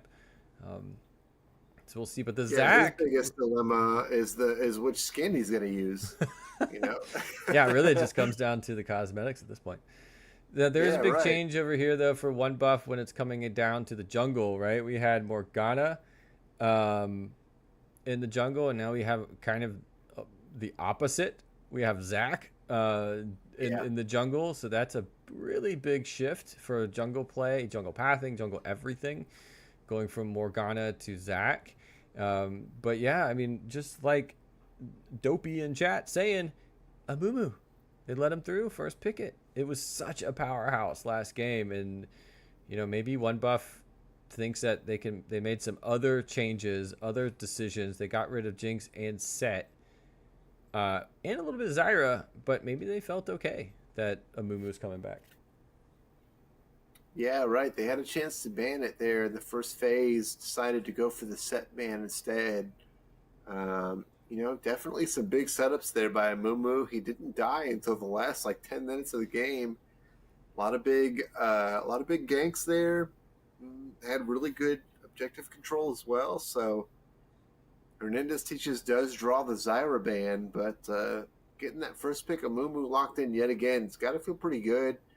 I was always the type of player coming out of game one, I'd be like, game two, yeah, man, I'm still a boss, and I forget that I'm level 1 with no items, and so hopefully Hernandez Tejas doesn't fall victim to the old I'm still level 18 of Mumu with 6 items, and he forgets or he remembers that he's only got 1 ability and no health and stuff. So as long as he doesn't get ahead of himself, I think he's going to be just fine here in game 2, and we're going to see some continuation of some of that domination. But in reality, I feel like 1 buff 2 buff has the better draft this time around with the Zac engage, with the Veigar cage, with the Janek kind of healing everybody up through team fights and kind of disengaging or deciding to push people into the Veigar cage with the engage options.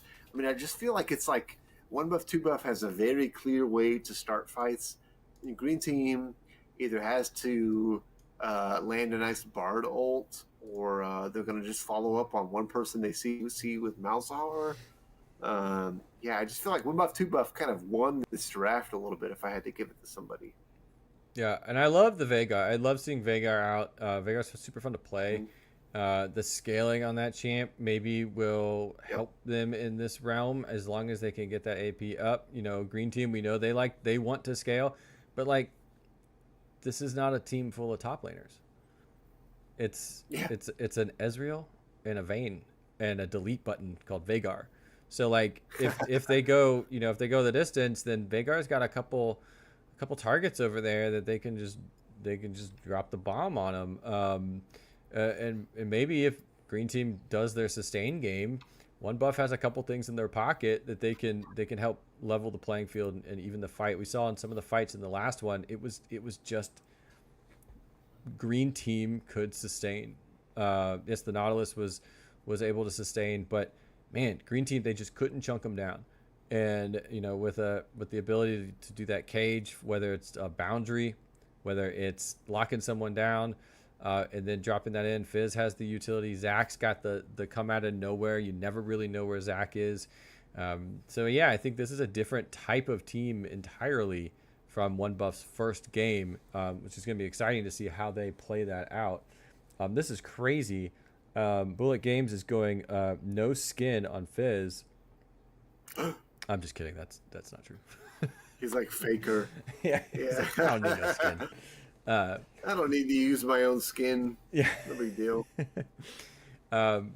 It's a totally different team, really. Two totally different teams, honestly, except for Amumu, right? That's the only thing that's back is Amumu.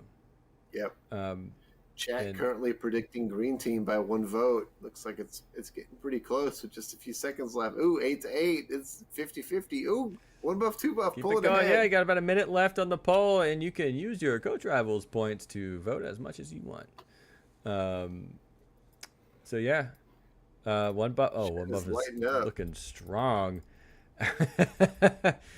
Yeah. Someone realized they could use their points. Yeah, it was like, hey, just keep going, keep going, keep going. I'm gonna vote too. Easy.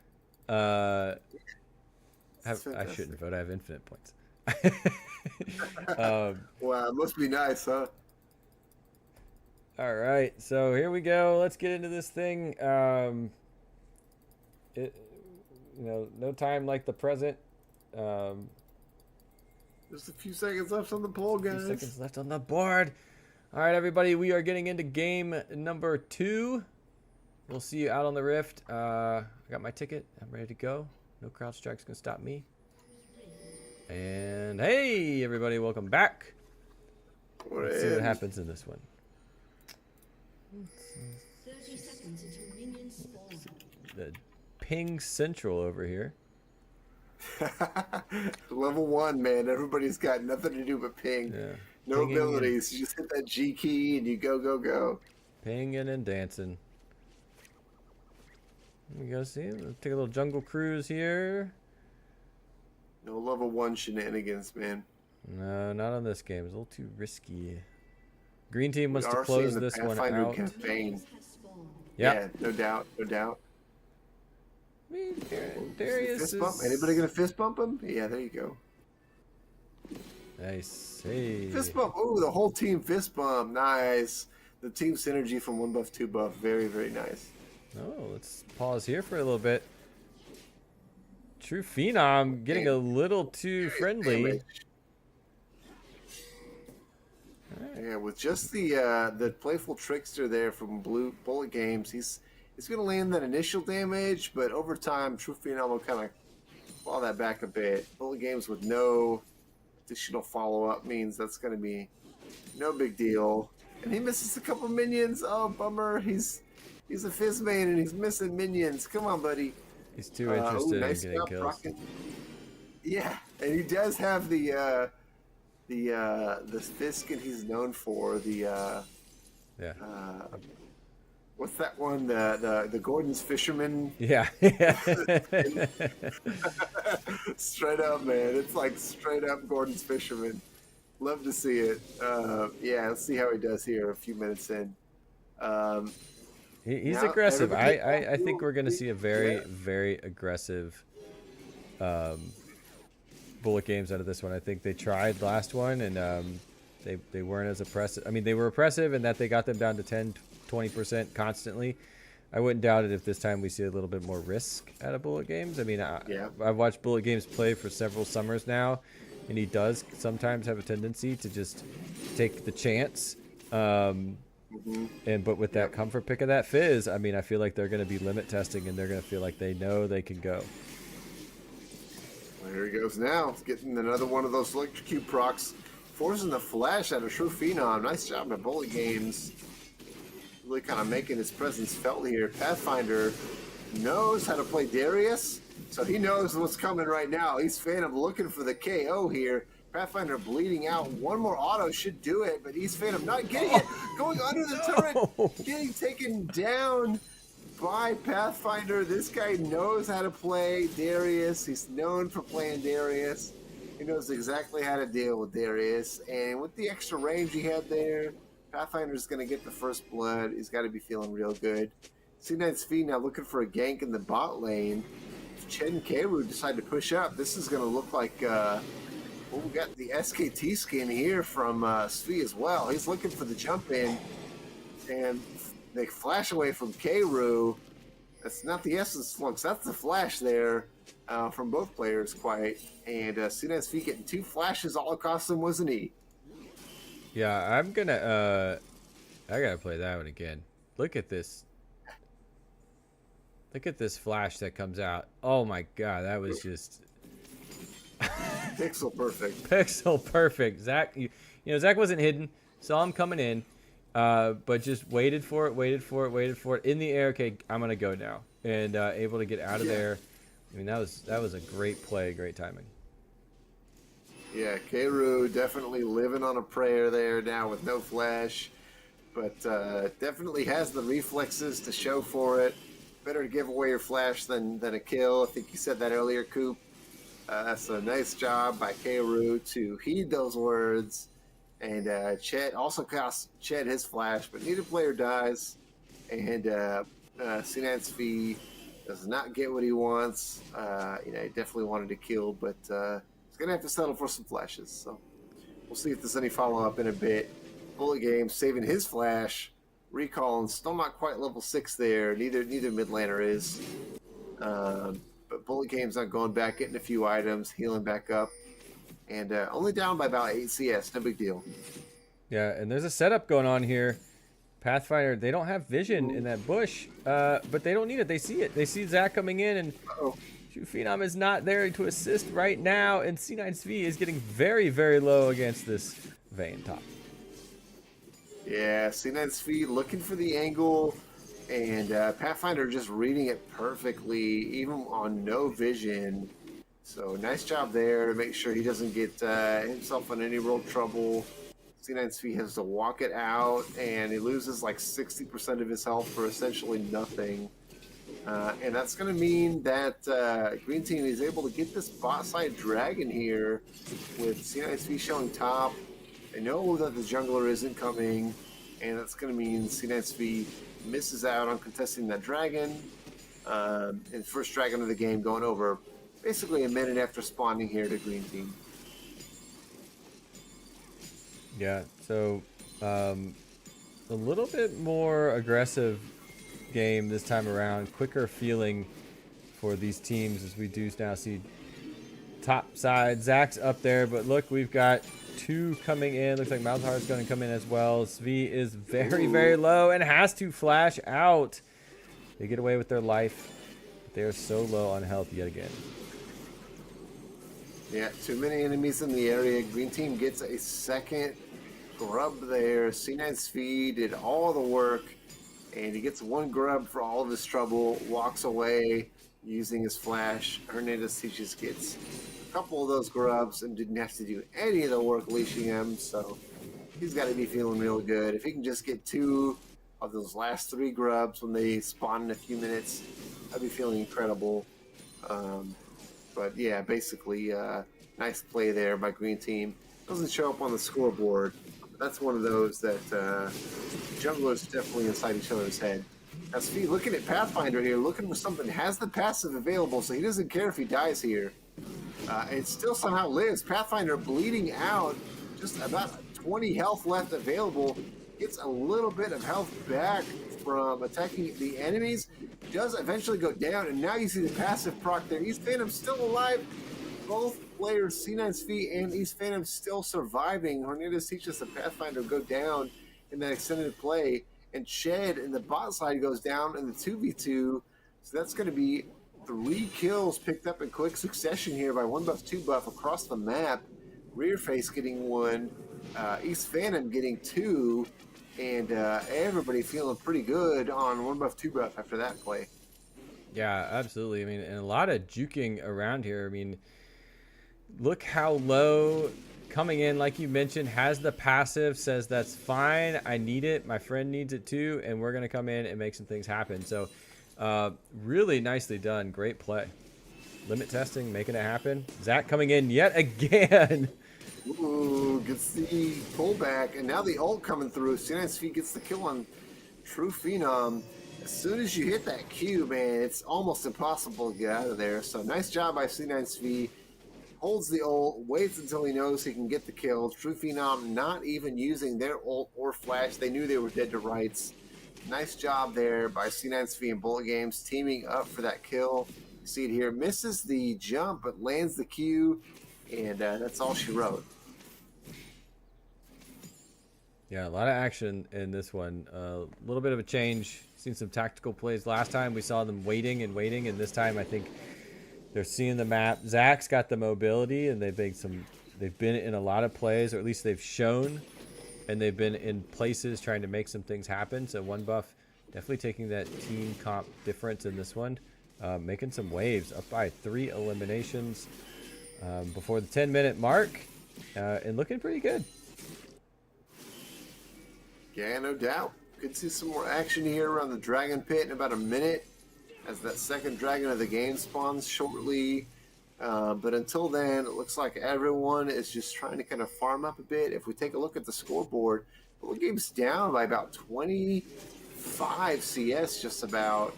Nice play so far by True Phenom. Even though he lost his life earlier, still up by several minion waves here. And then in the jungle, C9SV down to Hernandez teaches again. And in the top lane, East Phantom down to Pathfinder. So 3 lanes losing out in minion kills to Green Team.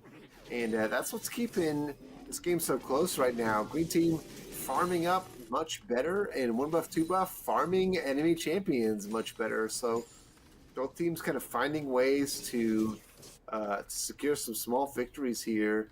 And at the end of it all, it means that they are both basically dead even here, about 10 minutes into this one. Ooh, all comes through for Bullet Games. True Phenom not able to walk out of that one, but he still has about a quarter of his health left. No big deal. Fizz isn't super dangerous at this point in the game, so True Phenom, no biggie. Has the flash available. That's going to mean Hernandez Teaches is able to go back up and collect some more of those grubs. Already got one so far. Looks like he's going to be able to secure 5 yet again, just like in game 1. Only a moment from now, he'll be able to get that. And it looks like Green Team realizes that they're probably going to need to head down to Dragon, because 1 buff, 2 buff is now looking to stop the Dragon stacking by taking this one here after knowing Hernandez Teaches in the top side. It looks like he's not going to come down to contest this, so this is going to be Dragon going over to 1 buff, 2 buff as well. Yeah, we just saw that Ezreal all the way from bot got a little bit in the top, so nice shot, nice aim. But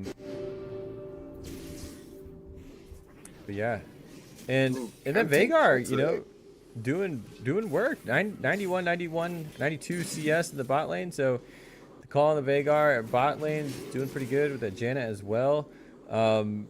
Yeah, I mean, again, this is a great looking 1 buff, 2 buff team. Although we do see this Pathfinder Hernandez Teaches combo in top lane. They look like they might have dove on that turret, but the chunks coming in for Pathfinder. We saw early turret damage in the game before this one as well. No different on this Vayne.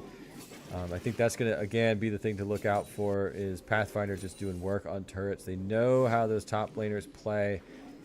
We've seen them move across the map. When they start taking turrets, they take them. So early on, they are down by 3, but that's nothing. They obviously, 1 buff can't just sit back and say, we feel pretty good. It's like, no, they have a little bit of momentum. They need to take it as much as they can. Yep, keep driving it home, man. It's time. 1 buff, 2 buff has got to win this one. Down by about 600, 500 gold right now, but overall, pretty even state so far after 13 minutes. Coming up on the Rift Herald spawn. Let's see which team decides to get the first brick here. Nobody's really committed fully for a tower just yet. But we do see a couple turret plays in the top lane taken down. A couple in the mid lane as well. Let's see if Pathfinder decides, no, he's going to recall right now, so looking for another plate. There's just about 30 seconds left. That's going to mean he basically gives up on any turret plates, as they are going to despawn here in just a moment. So no additional gold taken by either team, but a nice gold lead built up by Green Team here means they're going to be feeling pretty good going into the back half of this game. Bullet Games catching up a bit on this minion deficit he had, and not doing a bad job here of kind of keeping True Phenom in check here. With players at level 10, looking for that level 2 ultimate coming up soon. Hernandez Teaches looking for a sneaky gank in this bot lane, but Rearface is having none of it. Is not stepping up and giving them an opportunity. Yeah, he even corrals Ched. He knows Hernandez Teaches is here. His spider sense is tingling. And Rearface just outplays him by not even playing. Yeah, and Hernandez Teaches has a really commanding CS lead, so they're able to kind of hang out there for just a little bit. They don't lose much momentum off of that. So sometimes you're kind of sitting jungle, you're like, ooh, I kind of want to wait. Maybe something will happen. Maybe something will happen. And then you wait a minute, you wait 30 seconds, and then you do the mental math. And you're like, man, that was like a camp or two.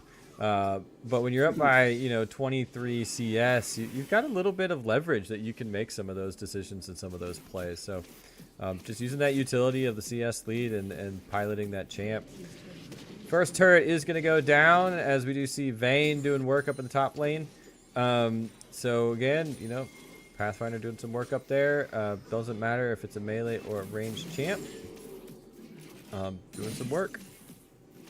Man's got a 40 minion lead right now. He is killing it, feeling real good. Now he's got a gank on the way. Not feeling good about this.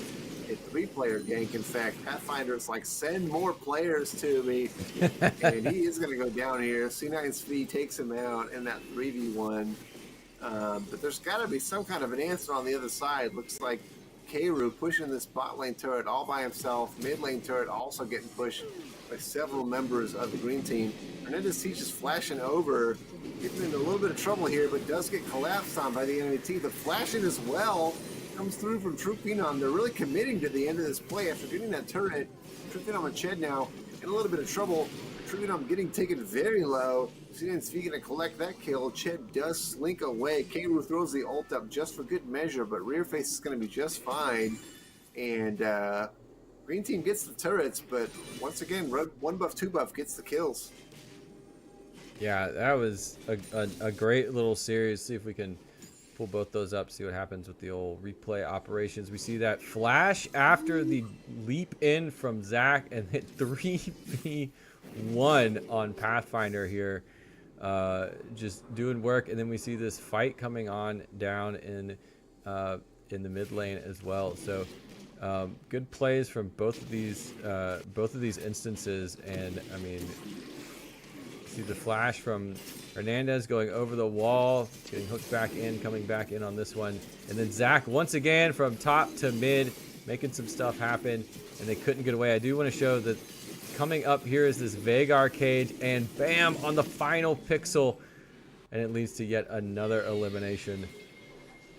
So, and in the span of that replay, we get red team gets a Rift Herald, so they are just using this momentum to their advantage here, and not afraid at all to get in the face of this green team.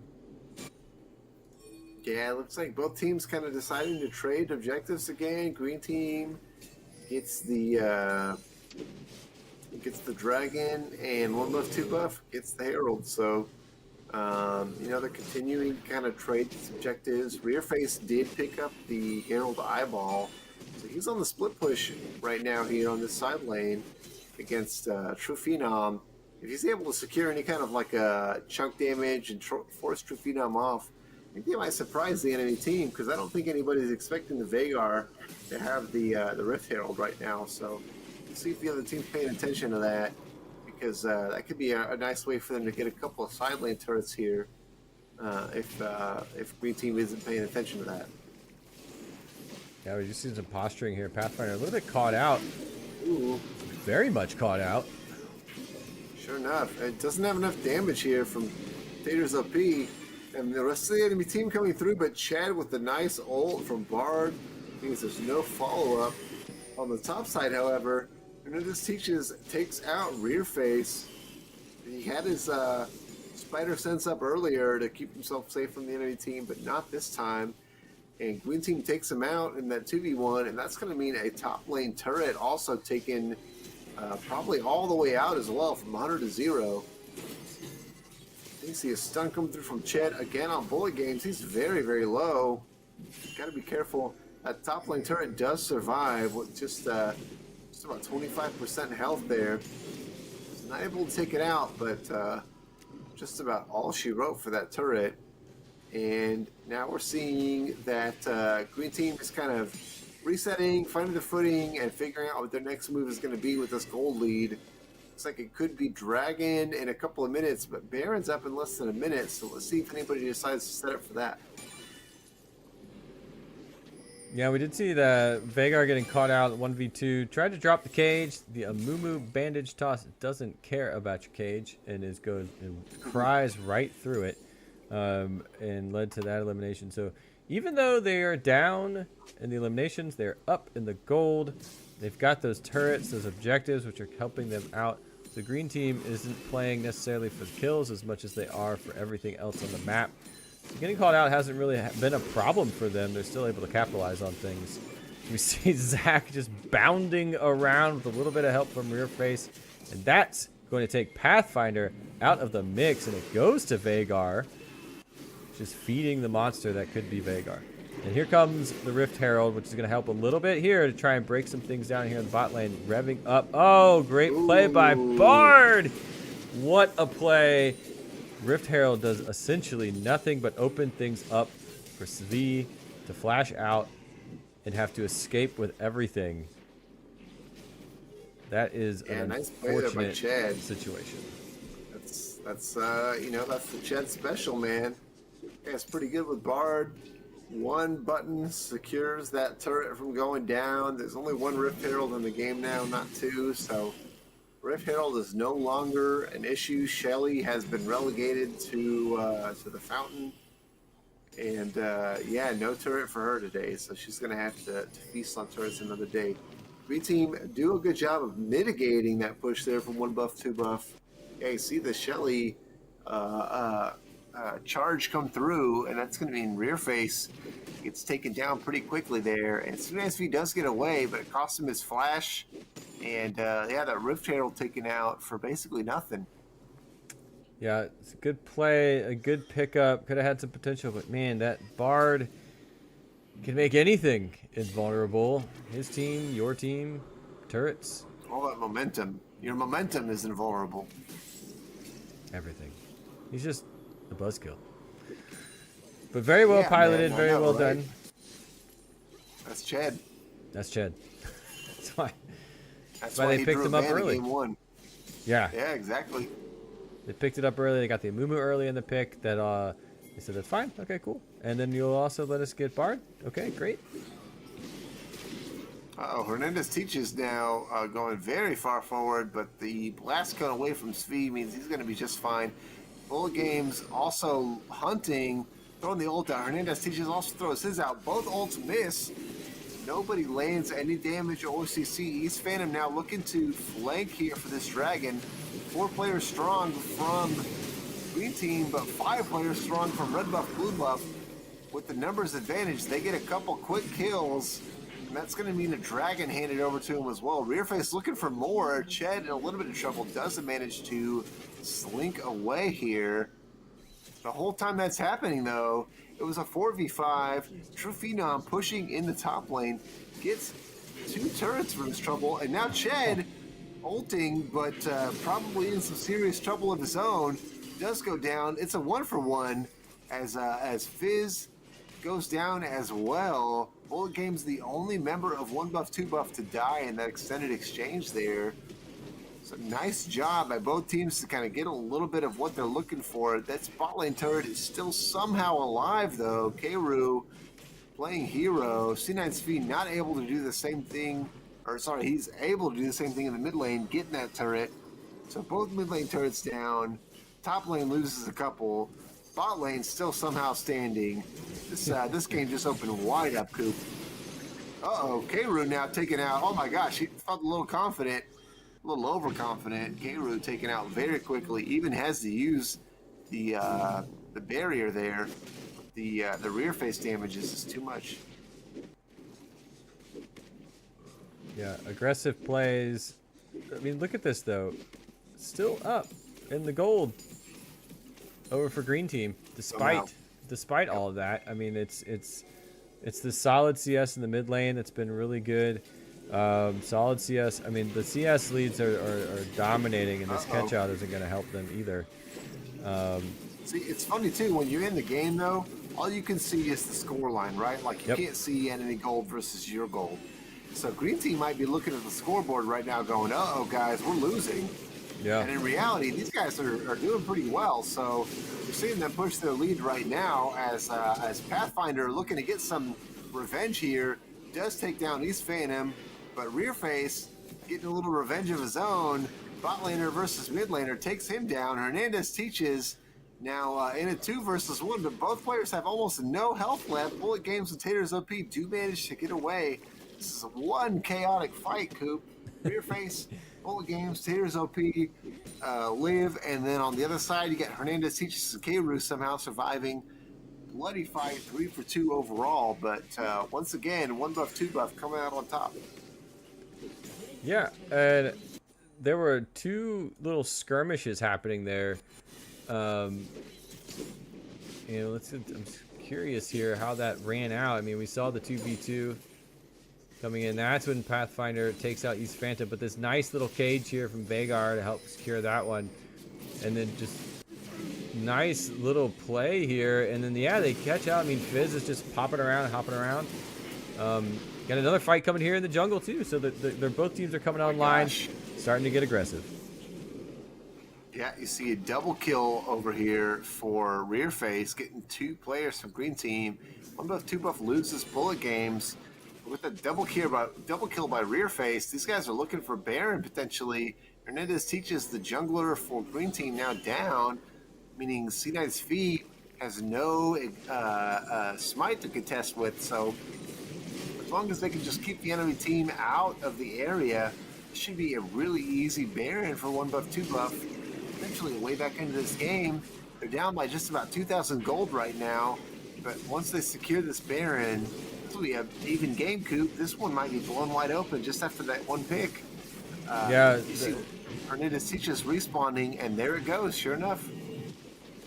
Yeah, and all players are getting it, so that's going to be huge. That's going to be a momentum changer.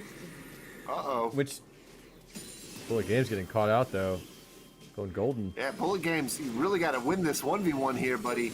True Oh, and Phenom he gets just it. So low, he gets it. Oh my gosh, Bullet Games so low, bro. Get out of there. Shit's coming. Oh my goodness, he gets away. That was really, really dicey. Bullet Games really limit testing on that one. True Phenom thought he had the damage from the damage over time there, but Bullet Games just enough to survive. Really needed to win that 1v1. That was really dicey, Coop.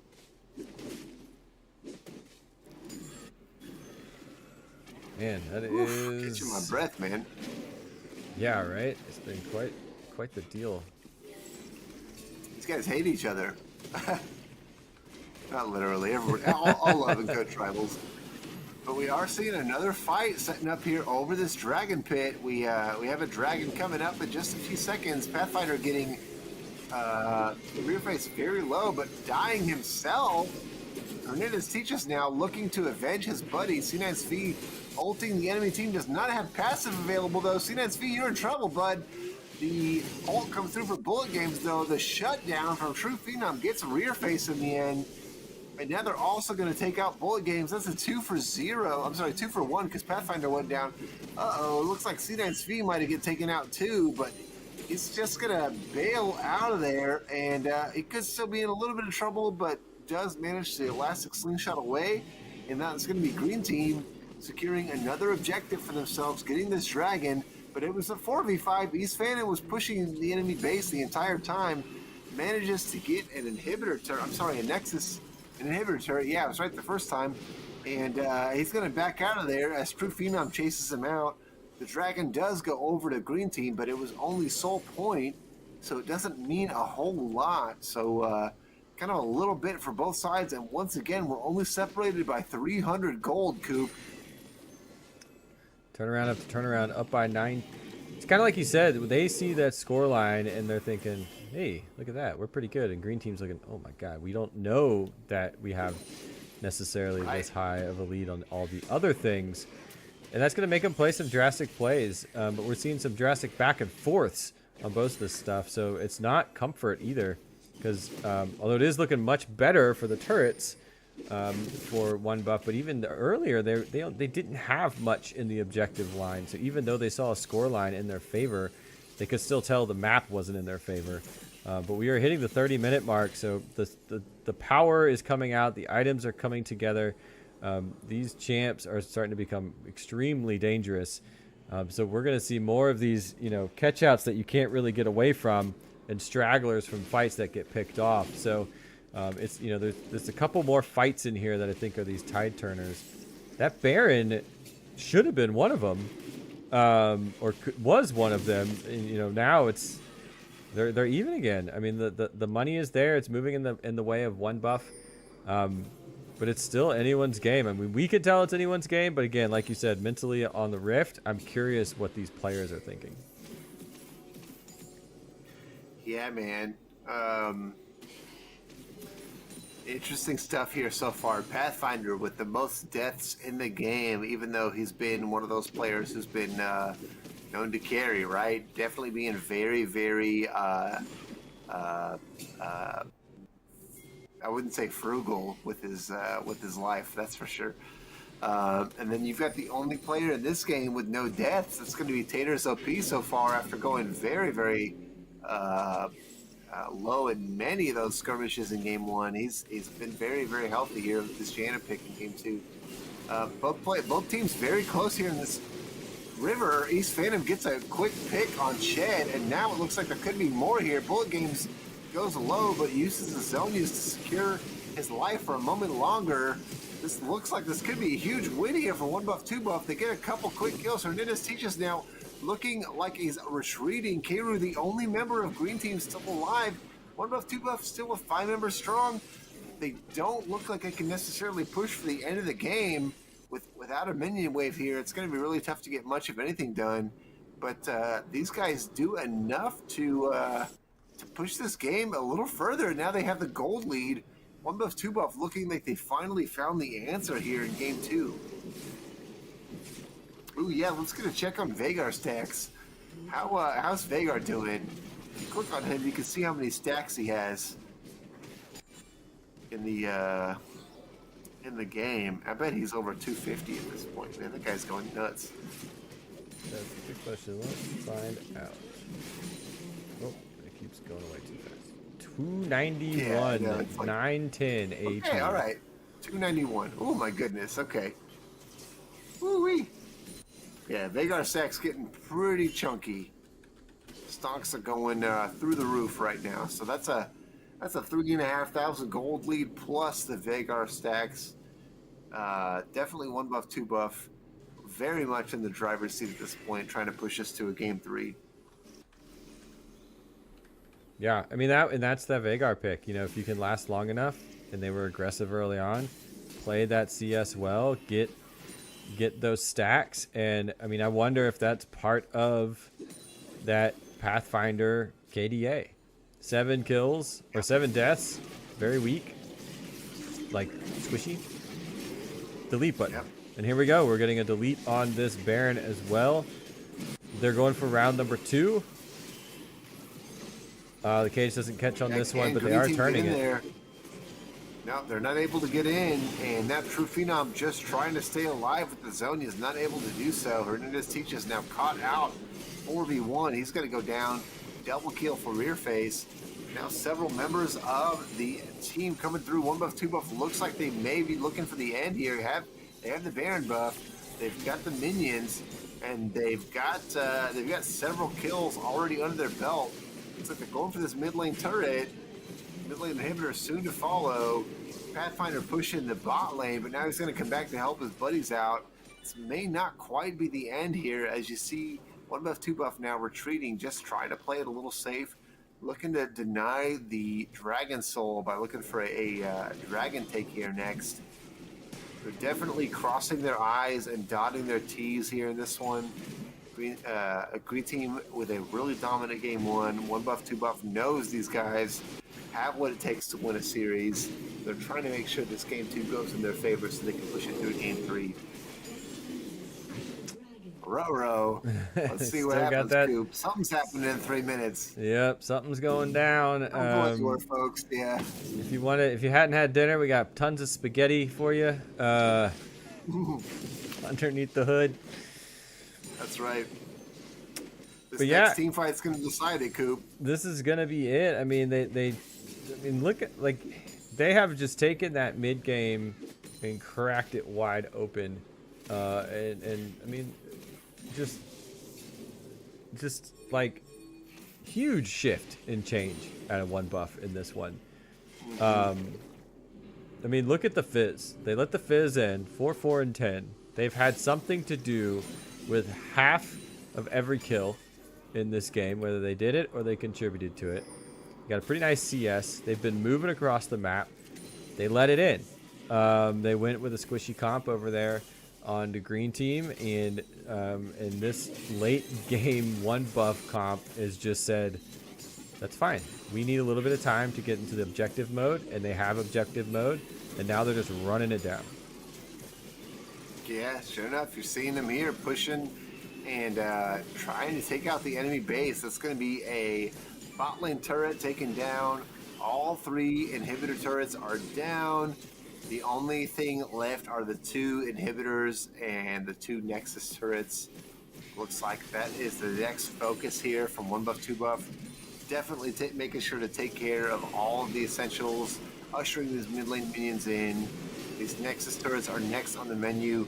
Boom, a huge chunk on that one Nexus turret there. It's going to be a flash in here from Hernandez team, just trying to get some CC, but with no follow-up from the rest of his team, he's going to be in some trouble. Does go down. Rearface goes on a rampage. Now East Phantom looking to get some damage on Truth Phenom. Uses the ult, gets him down to about 20% health.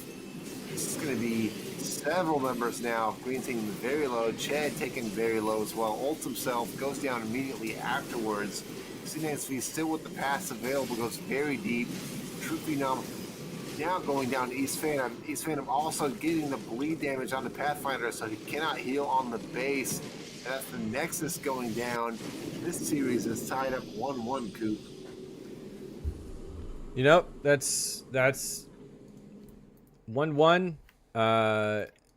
2 weeks in a row, we're going to game 3, which is always fun. Let's take Spicy. a look real quick. Yeah, it's very spicy. Let's see what's going on here for our stat line. See how things shake out this time around.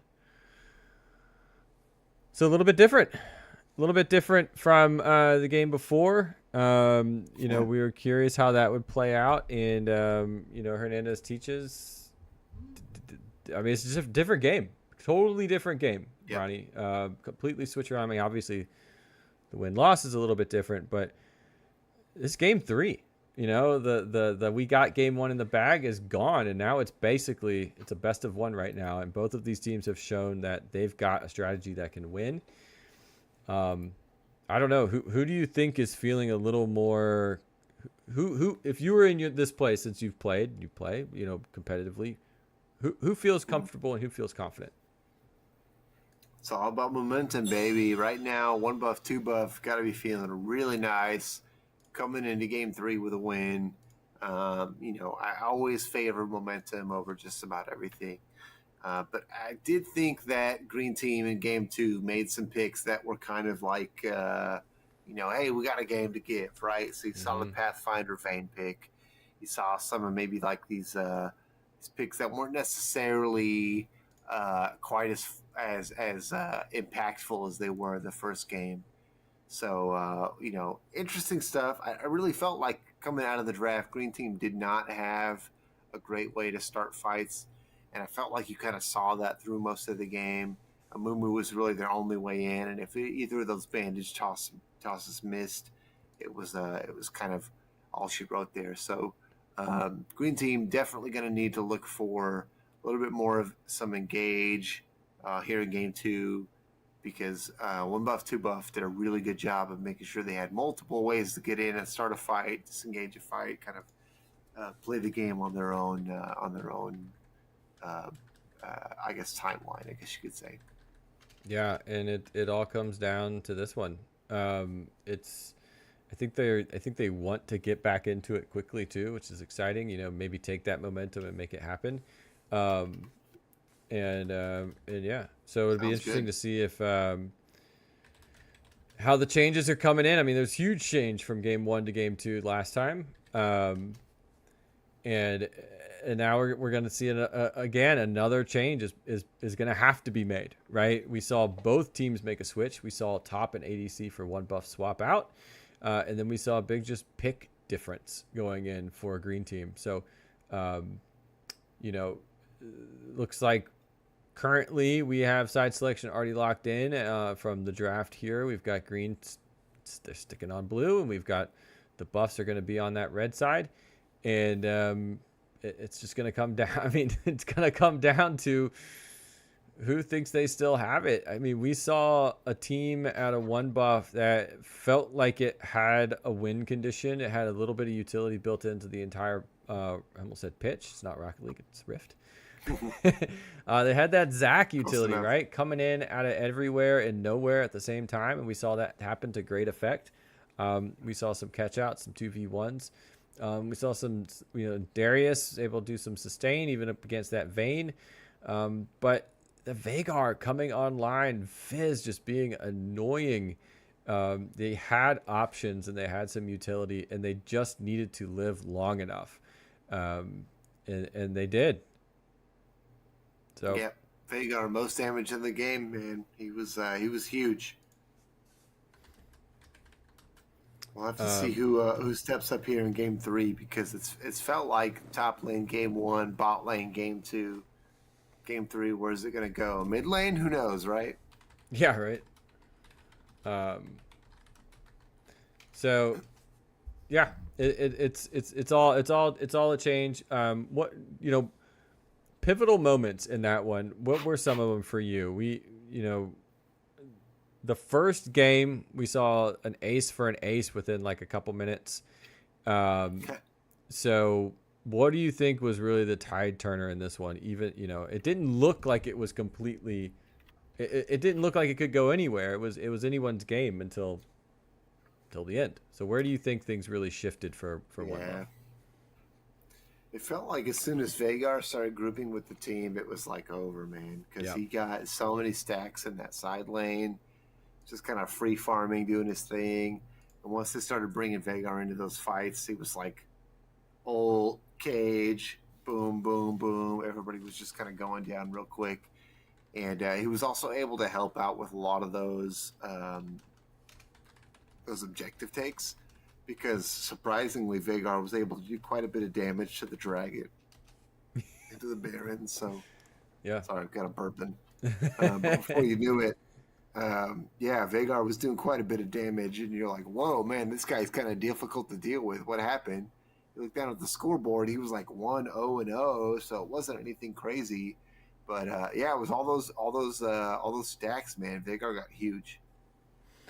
Yeah, Vagar got huge. And 291 stacks at one point. And I mean, it was just, it was a good pick. I'm curious now, they let that in, they let the Fizz in. Man, I mean, there's a lot of choices that Green Team has to make going into this one. Very strong in game 1. No doubt. And now it's just going to be a matter of what they can do. That being said, we're going to take a very quick break while we reset for game 3. The players are taking a moment to strategize, as obviously as they have a bunch of stuff going on. So give us just a hot second here while we make some changes for production and get some things going. We'll be right back in just a minute. And while you're waiting for us, we will throw up some of our replays from the last game. It was a bit of a doozy. We'll see you in just a minute.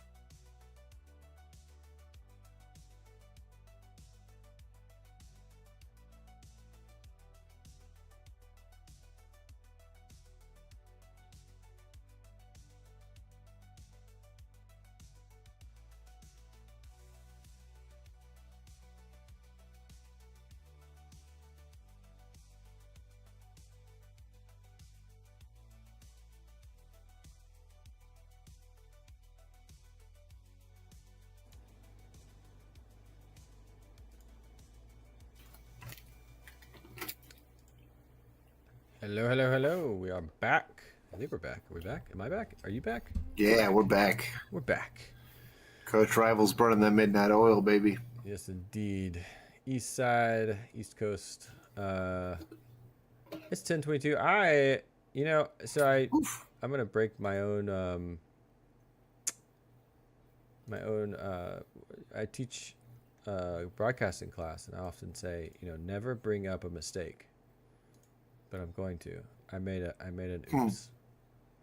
Made a big oops. Uh-oh. Instead of doing a prediction, I did a poll. Oh. Yeah.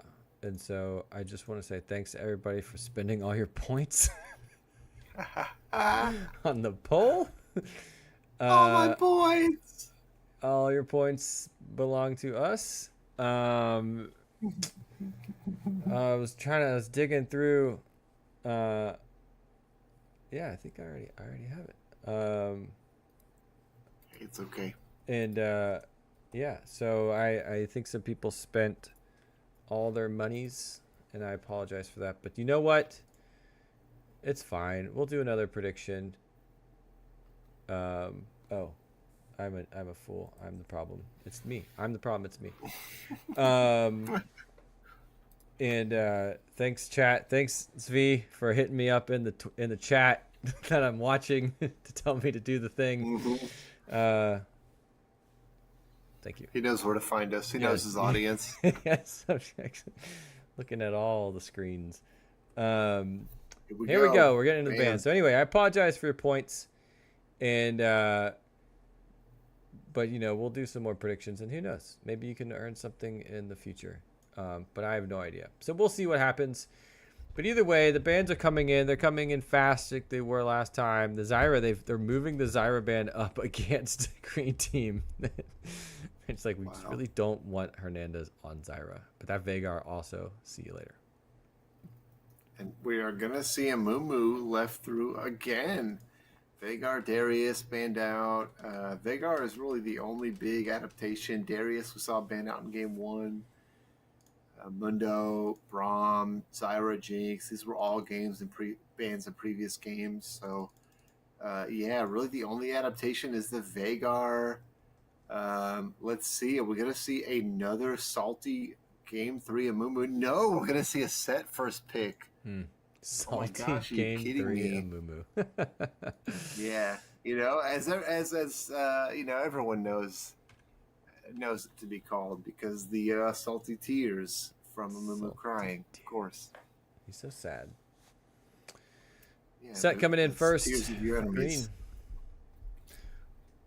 Oh my gosh. What a pick. That's salty. I almost did a spit take. I Coop. saw. I almost did a spit take. That was close. The Amumu lock in from 1 buff, 2 buff. What a big time play. I want to say something Psychological. inappropriate. I Psychological. would say big time play. Yes. That's interesting. Not gonna let it Seraphine, happen. we haven't seen that yet. No, we haven't. So yeah, locking in the Amumu, taking it away from Hernandez, which is an interesting play because that's 2 games that he's played Amumu comfortably. So now they have to kind of rework their brain. The counter pick is fine. We'll take your Zach. Look at this. Swaparooskies. I am frozen, Coop. I see. Tap, tap, tap, tap, tap. Is this thing on? Oh my gosh, this is crazy. These junglers are calling their shot. It's like Babe Ruth pointing to the outfield. Like they're both literally calling each other's bluff. And now we see the Leona, which was That's banned fun. out for a game or 2 in this series. Yeah, finally locked in here by Green Team. I have no idea what this third pick is going to be. Oh my goodness, are we going to see an Akshan mid? Are you kidding me? These are the Coop, things. This is nuts. That's one of the things that's been It's banned game 3. multiple times, and it's coming in. Yeah. Left it open. They didn't even.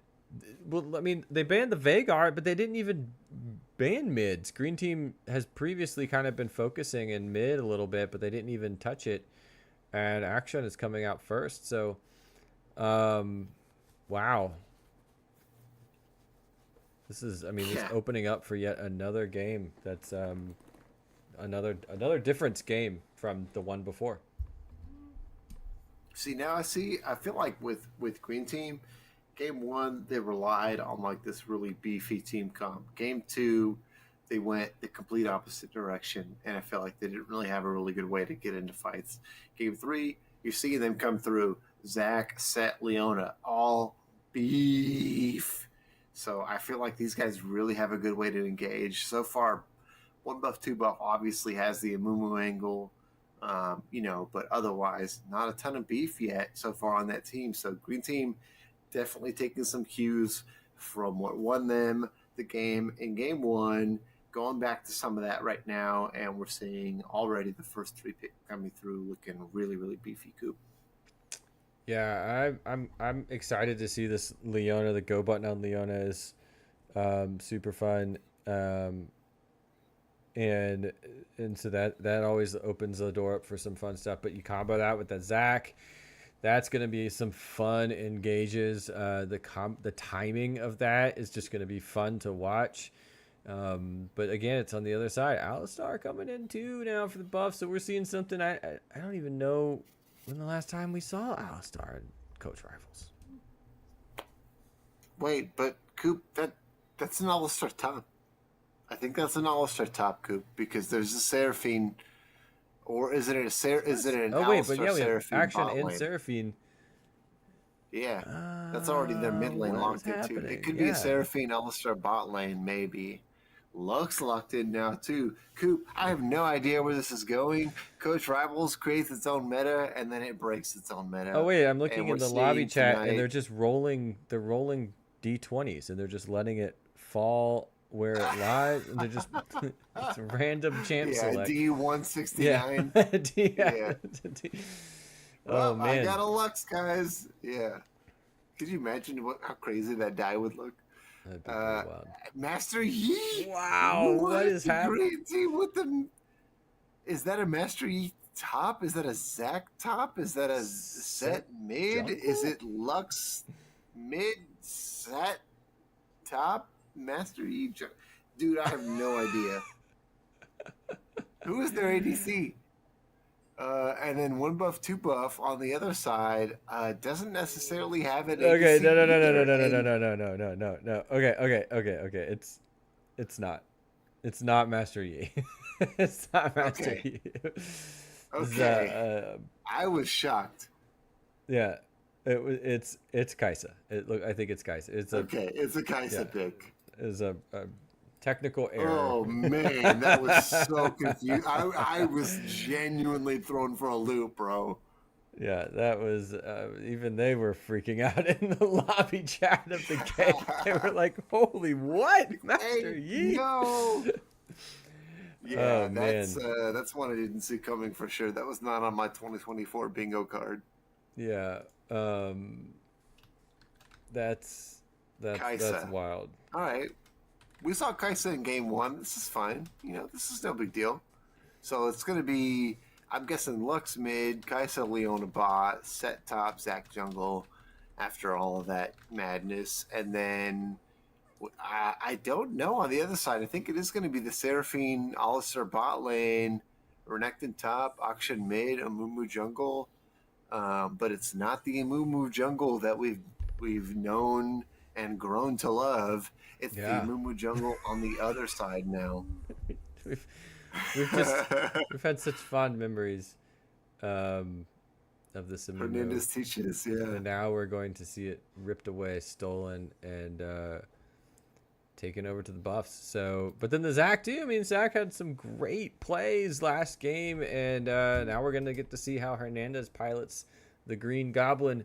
And yeah, I mean that I love to see that too. It's super fun to see how a champ gets used by the other team after they just saw him, and we're going to get to see that happen here, and it's going to be jungle for jungle, so that's going to be super fun. Got a new prediction coming up. I hear a lot of clicking. Is that you? Are you You voting? ever see that movie? Yeah, that's me. You ever see that movie?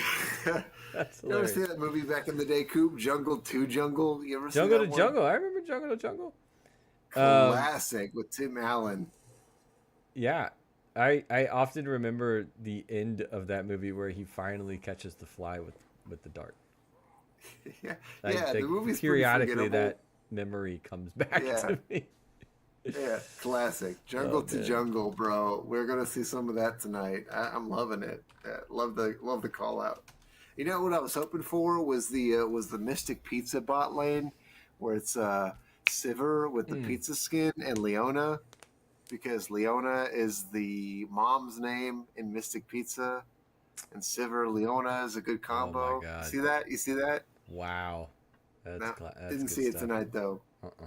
No.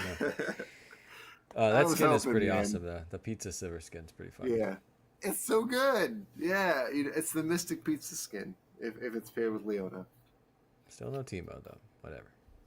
still no Teemo. I'm waiting for These finals. Maybe in trolls. Timo we'll get some finals. Finals Timo. It's whatever. You know, we Um, saw Teemo in that show match at the LCS the other day, wasn't it? That was pretty cool. yeah, you sent me Timo a supports. message. You were so excited. It's like, bro, there's two What? Teemos in this game. You have to watch this. Yeah. Man. Oh man. Okay, so Renekton new, Alistar new, Action new, Seraphine new, Amumu kinda new. Master Yi not playing. That's a Kaisa. Get him out of here. It's a Kaisa. Lux new. Leona new. Zac kinda new. Set kinda new. I mean, again, game 3. New team comps, new teams, new players, new champs. Well, not new players, but new champs. This is great. one I mean, winner you know, could- sometimes you see these grudge matches where they pick exactly the same champions because they both let them go through because they say, nope, we want the bans we want every single time. We don't want you on them. And you see these mirror matches. Not this series. This has been awesome. We're getting to see these players play around. They have to play around and play the field. And it's good stuff. I mean, this is why best of threes, best of fives are fun. They have to react. They have to make changes and choices. So, and we're going to see that happen in this one. Yeah, man. You know, Coach Rival's been bringing you best of threes for years. LCS just starting to copy us. You know, no big deal. Loving the format this season, and we're finally getting some resolution on these 1-1 ties. 1 buff, 2 buff, green team. These two teams could not be separated after 2 hours of League of Legends. It's going to take a third hour for these guys to figure out who's the better team on July 25th, 2024. Right? It could be different tomorrow. Could be different yesterday, but today we're going to see who shows up and who shows out. I mean, out of these two team comps, I'd say I really like Green Team in terms of like with the Zac Leona set front line. Kaisa and Lux can kind of do whatever they want behind that. And on the other side, with 1 buff, 2 buff, they do have quite a bit of front line as well with the All-Star Renekton. It's a really nice kind of like 1-2 punch there to keep the enemies at bay. But Renekton is kind of deceptively tanky. He's not actually tanky. Alistar presses the R and like basically nothing can blow him up. But Renekton, it's the other way around. It's like until he presses R, he doesn't have almost any tankiness. So you can almost kind of blow him up before it starts. Same with Amumu. You know, you can kind of blow him up before he gets that aftershock proc and stuff. But we'll see. You know, Green Team. I feel like if they start the fights, they're going to be hard to take out. And you know, I have to say, whichever team comes in with clear eyes and full hearts, they can't lose. Coop. Yeah, so that's what it's all about. And we're about to find out soon. I want to know. So I would, you know, we haven't seen Invade, but I feel like both of these teams have maybe not the comp for it, but the heart for it. Something sneaky, something cheesy. I don't know. Maybe we'll see something happen. But I don't know. It's game 3. I mean, what do? Do you play it risky? You know, do you try to get that early lead? Is that too Is that too much? I mean, we've seen them play kind of safe, tactical in these last couple games. But I don't know. It's game 3, so there's the mental fatigue that's coming into play. The player fatigue. So this is where things kind of happen. You've been at level 1 all the way up. Then you've had to come back down again to where you have to remember I'm not actually very strong. And you did that again, and now it's game 3, and you have to reset your mental to be like, I cannot all in. I can't do what I did the end of last game. I don't have a delete button yet. So that can come into play too. I mean, that's the distance of these series. That's what makes them interesting. This is where the slip ups and the oops moments happen, and people capitalize on that. Dude, you're telling me, man, I do that every time, especially we be in a 3-game series. I'd be like, dudes, I'm going in. And they'd be like, yo, you are level 4, my guy. Chill out. So I have a really hard time, like, resetting my mental in a series. These guys seem to be doing a pretty good job of it, right? Because you got one team going all into game 1, the other team resetting somehow, coming back. Like I said, I favor momentum. So 1 buff, 2 buff definitely has my vote in terms of momentum. But I really like the team comp from Green Team. Zach is always going to get my vote. He's one of my top 3 favorite champions. So, love to see him back on the Rift tonight, changing sides.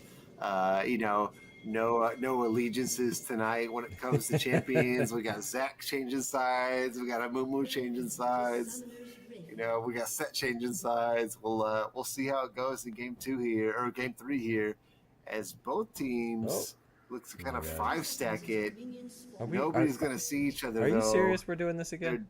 They're dancing, bro. They are waltzing. This is the endless waltz right now. Oh, beautiful. My God. Mirror match from last week. Cheesy goodness. Both teams just kind of like, all right, let's do it. We got the perfect plan. We're all going to stick together. Shout out to Gundam Endless Waltz for those of you who know. If you know, you know. It looks like they're going to get a ward down on the blue buff at least, so that's cool. 1 buff, 2 buff, making sure that they get a ward on the blue buff. So staying true to their name. Making sure that they have an eyeball on that buff. And they are going to realize that it looks like Hernandez teaches on the Zac, starting red. And they're not going to reveal it with Chad and Keiru showing bot. They're gonna pretend like they didn't leash it. But 1 buff, 2 buff knows that the Zac is bot side because they got that ward up there. So as a jungler, I'm going to make a huge deal out of this, but in reality, it probably won't matter at all because that's typically how my games go. Yeah, the early game, play the mental. You always think I'm gonna really screw them up. The interesting thing is, they did get that. They can see they got that red ward down, but blue side opted just to get that ward not on any of the buffs. So I don't know if that gives them the information they wanted. Look at this fight though. I mean, maybe in the top lane, both down to 20%.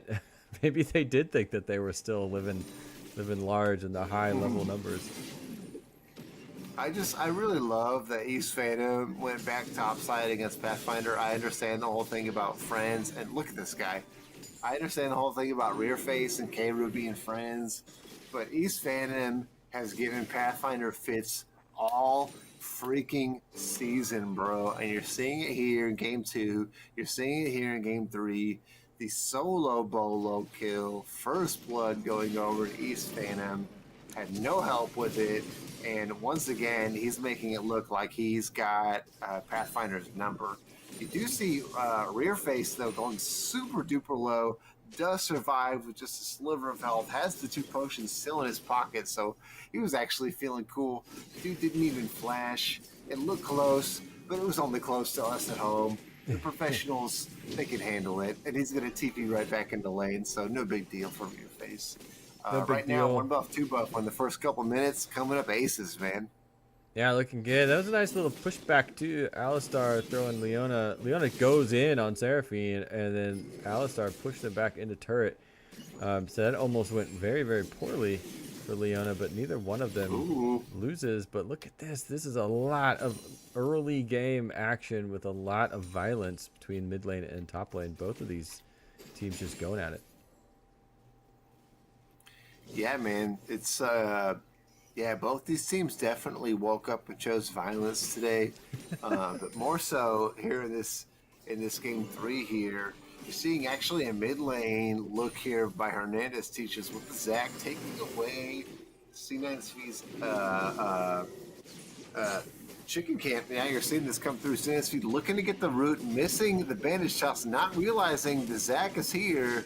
He's going to get pulled in, taken down to about 400 health. Not in serious danger because he's still a Mumu, still saves the flash, but I don't think they realized Hernandez Teachers was there. So he takes those chickens for himself, and that's going to be one more camp that C9SV is not able to collect. So, again, one of those jungle things that probably won't matter, but I make a huge deal out of because as a jungle main, you know, these things matter so much as a jungler, like to your mental. So we'll see how it plays out as things go, as the first dragon of the game spawns, and we're still basically dead even. Yeah, essentially, it's does that create a snowball or an avalanche of like you said, one, the mental, like, I missed that camp, I didn't get it. Does it change your entire pathing at the end of the day? Does that really matter?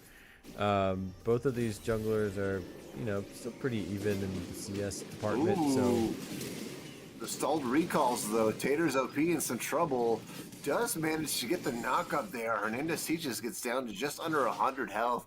It looked really nice initially because Tater's OP got caught on the last couple milliseconds of that recall, but he's Alistair. He survives, and he's going to get out of there. Rear face showing back up to collect the rest of those minions, and no kill collected there from either team. yeah, I mean, backing off, getting out of the way, they're getting into these fights and they're getting out with just a sliver of health. But they're getting better. I mean, they're hitting level 6s here, so they're getting stronger. So I think we're gonna start seeing these just got aways are gonna start going away if they keep up with these engages, especially as they're starting to do the bot lane have been doing these engages really close to turret, and one turret shot when you're low is what it's gonna take. So it'll be interesting to see how this plays out. Bullet Games here sneaking up, trying to stop some recall. Just gonna pick up some CS in the mid lane, maybe take advantage of that. It looks like True Phenom sitting on just a ring still, so he's trying to stop that recall, but now he's getting his big buy, now getting that lost chapter, so True Phenom looking real nice now coming back to lane with that TP. Bullet Games now looking to match that recall, maybe get a couple components or something under their belt here because, yeah, there you go. Lux with that lost chapter is going to hurt. yeah, had a lot of money in their pocket coming back with a little bit of speed. The Mumu pathing up back to top. And this one's, I mean, one kill at the 7.5 minute mark. They had a lot of skirmishes early on. I think each team was just trying to see if they could get an early catch out at the low levels. But I don't know. But we have seen some nice attempts from Chad on that Leona going in on that go button. It's only, just basically showing early on, like, I can land it. I know the strategy. I know the combination of the buttons. Be ready because it's coming. And if Zach is in town, he's coming also. So they might have to lay off the gas a little bit. They're constantly being pushed up so far. But I wouldn't doubt it if they start to play to that classic Leona combo. Yeah, right. You've seen so far too in this series, Green Team with a huge emphasis on the grubs, and you're seeing the same thing here in Game 3. 3 grubs taken out of the first set, and as you mentioned, Coop, only 1 kill. These teams are dead even so far in gold. Farm is pretty close across all 3 lanes. with a little bit of an advantage there being built up by Keiru. You kind of expect that against a more traditional support player from Rearface. He's doing a pretty good job here, both games, of trying to hide between this gank here. He doesn't realize that Hernandez Teaches is there, but the ult comes through and it's all for naught. Bullet Games does flash out, but not using much else. Hernandez Teaches still has the passive, so he's feeling just fine to kind of play this really aggressively. And True Phenom looking to step up, not able to get the kill. Bullet Games survives with just a sliver of health. Oh my goodness, I cannot believe True Phenom wasn't able to secure that. Bullet Games gets Hernandez Teaches, and then also True Phenom goes down to C9's Fee. A complete disaster for Green Team. They were living on the edge there, and Bullet Games really kind of just testing the very edge of his limits with this Akshan pick. You're seeing why it was banned and taken away from him there, because he made it look really good here in that play, Coop. Yeah, that was. I mean, we've used the term limit testing quite a bit, and that one was to full effect. I mean, look how low Bullet Games gets here. 200, 120. He's got maybe 30 health right here, Coop. I mean, nothing. Zach going in thinking they're going to get the finish off. Instead, the passive pot, like you said, oh, they got the passive. They're okay. They should feel okay. Action, able to pilot that champ, do good work, and coming out of that with almost nothing on the red line for health. Yeah, that was spicy, man. What's that? Definitely a couple jalapenos worth. Yeah, at least one. Yeah. Oh man, I'm getting DMs from one of the other teams. Oh man, it's a bummer you didn't stream our game. We invaded and got first blood and stuff. There's some other spicy stuff going on. No spoilers. But hey, you guys, if we do end up getting some of those other games up on our YouTube channel, they're going to be worth the watch. We did have 3 other playoff games tonight that we didn't get to see. But playoff series, I should say. Those may have gone to 2 games, 3 games, who knows, but quite a few games to go through. We do see Rearface go down after overstaying his welcome. Tater's OP using the ult to try to get away, also flashing out. Looks like he is going to survive. Wow, what a play. And now we get to the top lane. Yeah, Pathfinder with a nice job. The ult flash there gets the double kill. Pathfinder special, the 2v1, does take both players down, and he's going to also get a turret plate for his troubles. So Pathfinder just doing Pathfinder things, and now 1 buff, 2 buff, also overstaying their welcome in the mid lane. True Phenom kind of baits Bullet Games into a 4v1, gets taken out, and now the Dragon, second of the game, is going to go over to Green Team. So these teams are going to split the first 2 Dragons here as the second round of Grubs spawn. Really nice job by Green Team to get back into this one, as it looked like they were in a really tough spot after the first 5 or 6 minutes, but they are right back into this one, Coop. Yeah, I mean, all it takes is a little bit of a turnaround. It took 12 minutes for the spice to really get sprinkled on this one. But yeah, I mean, they're coming online. They're feeling confident. Taters is now moving around, roaming a little bit. So I think maybe we might get more of these fights in this, between 12 and 20 minutes. These teams want to close this one out, right? They want it over, right? They want that win. They want that game 3. And I think that Hernandez Teaches wants to show that he can play Zach, and I think Svi wants to show they can play Mumu, and so there's definitely a battle of the junglers going on here, battle of the wits and the skill level, which is fun to see. It's fun to see how they play out. And like you were saying, we had a bunch of other games played tonight as well. We can't get them all on the stream. Hopefully we can get someone doing something over the weekend to help out with that. But look, Bullet Games coming in with the support on this pick on Pathfinder, and it's not looking this good. One again. Oh my goodness, he gets the 2v1 again. Oh my gosh, Pathfinder is insane. This guy cannot be stopped. He's going to be alone on this turret up in the top side as well. There's nobody coming to stop him. Rearface getting very low, but Jed overstays his welcome on this turret dive. No assistance from his ADC, so he's going to go down in this 3v1. But Pathfinder, man, this guy said, guys, you know what? I'm taking us into the playoffs, into the championship. Get on my backpack. We're going no matter what you say. This is crazy. Yeah, he must have like a joystick or something. He's got a controller. He's moving that set around like Yeah. he doesn't even have to click, and it's just great decision making. You know, I mean, action coming in sneaky.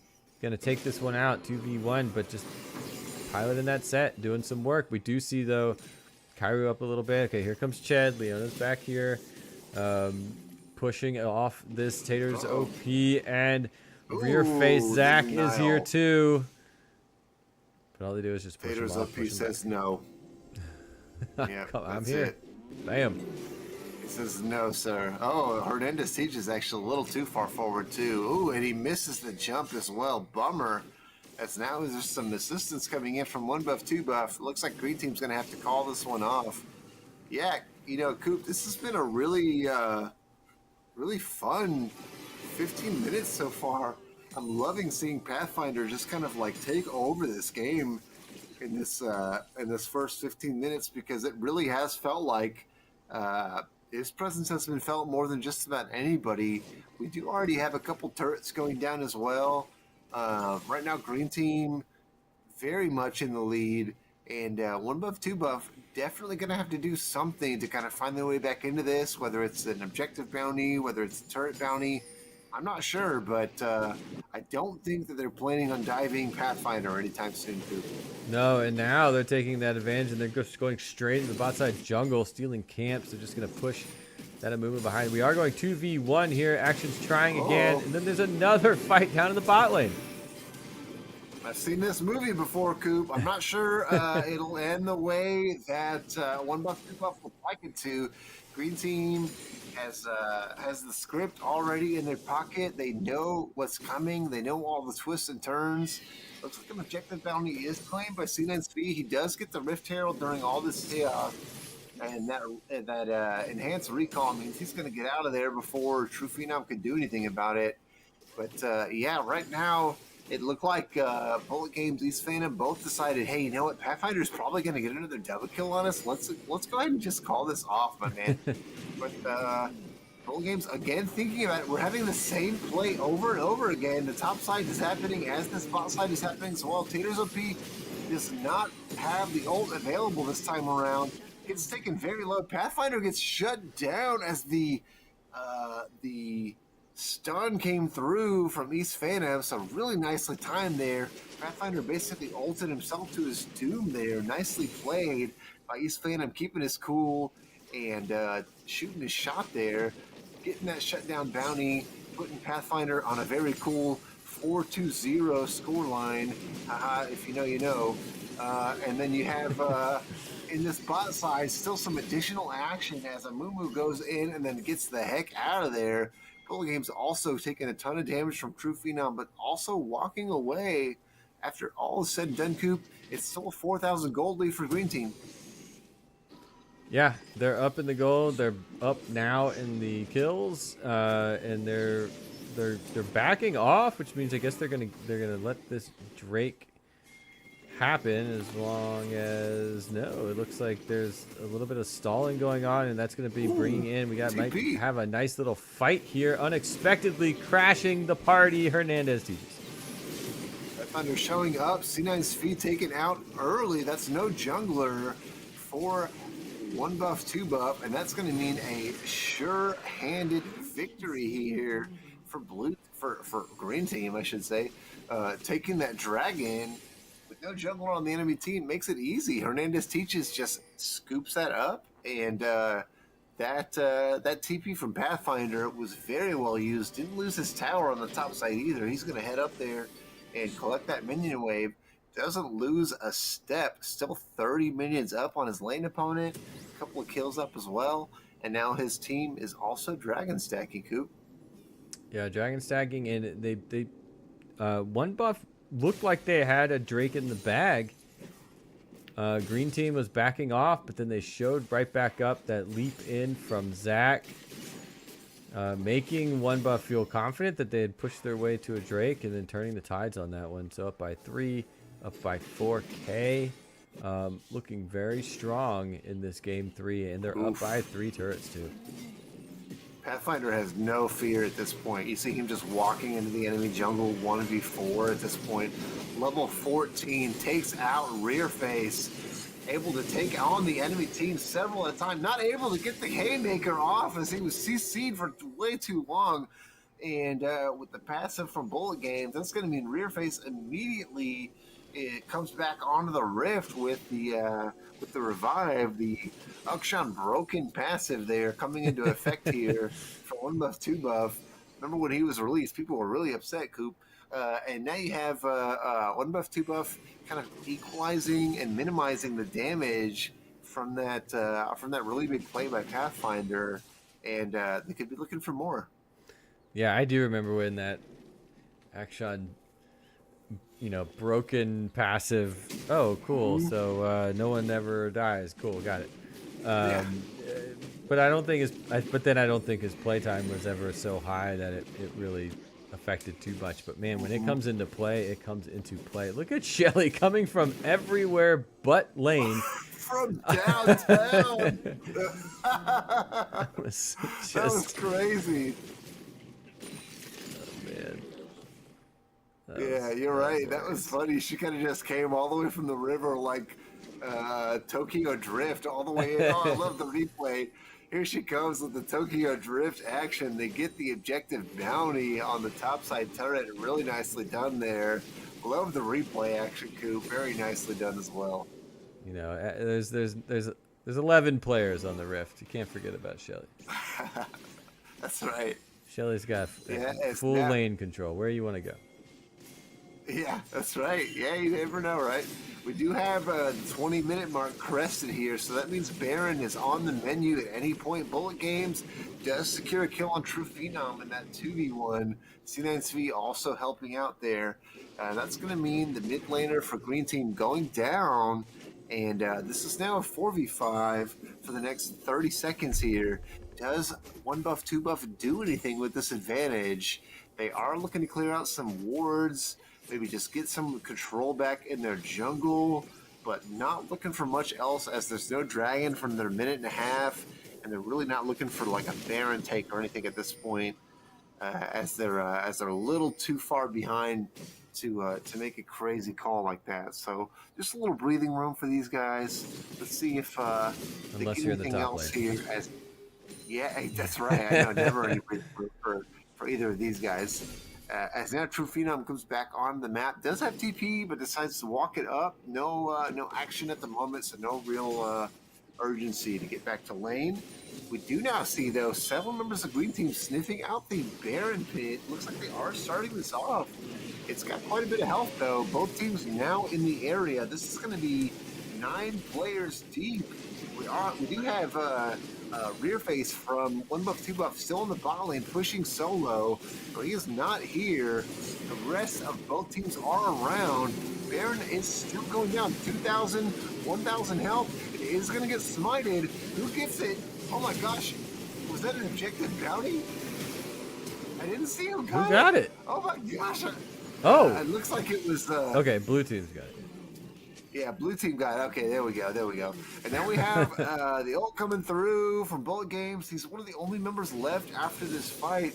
Not going to secure a kill. But yeah, that looked really dicey for a moment. Both junglers were in the pit for a second there. And Hernandez Teaches comes out on top. The smite is true. He's able to secure that. And now they're looking for an additional dragon on top. This is going to put them on soul point. They're able to secure this. And Green Team now up several thousand gold, really on the precipice of potentially taking over this series, Coop. Yeah, made a good call. Seraphine wasn't in that fight, so it was definitely 5v4. Looking to just sniff out that Baron, and they did. And now they've got the buff, and that's not good if you have Pathfinder in your team. We did see him open up turret down there, them being buff, 1 buff, 2 buff, red buff, blue buff. So they have at least relieved some of the pressure. But, 23 and a half minutes in, we've seen the green team isn't afraid to go jungle hunting. As we see Hernandez teaches is just moseying on in, not worried whatsoever. Trying to steal some camps out from underneath V. Yeah, they are fearless, and they're using that buff, and they're making things happen as they come down mid lane. Yeah, Pathfinder is split push central right now. He's got the entire split push build online. He's got the Baron buff in his pocket. So he really wants to kind of get on a side lane and just kind of do his thing against East Phantom, because he's going to win that 1v1 just about every time at this point. Only thing that's going to be a deterrent is someone coming over and helping out from the enemy team or his own team, because he really wants to kind of solo out his opponent at this point. And if he's given time to do so, this man may look to get an inhibitor turret, even though that tier 2 is still alive. One kill means he's going to be able to push all the way down into that inhibitor. So one buff, two buff definitely has to be really cautious and careful about that.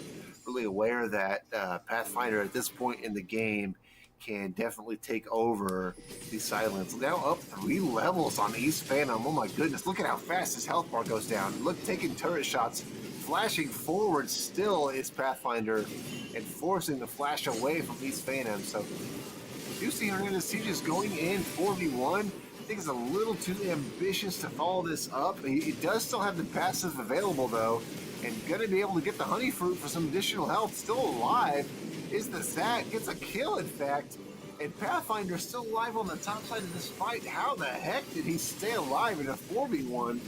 Still somehow getting some shielding, able to survive the turret shot and the ult from Bullet Games.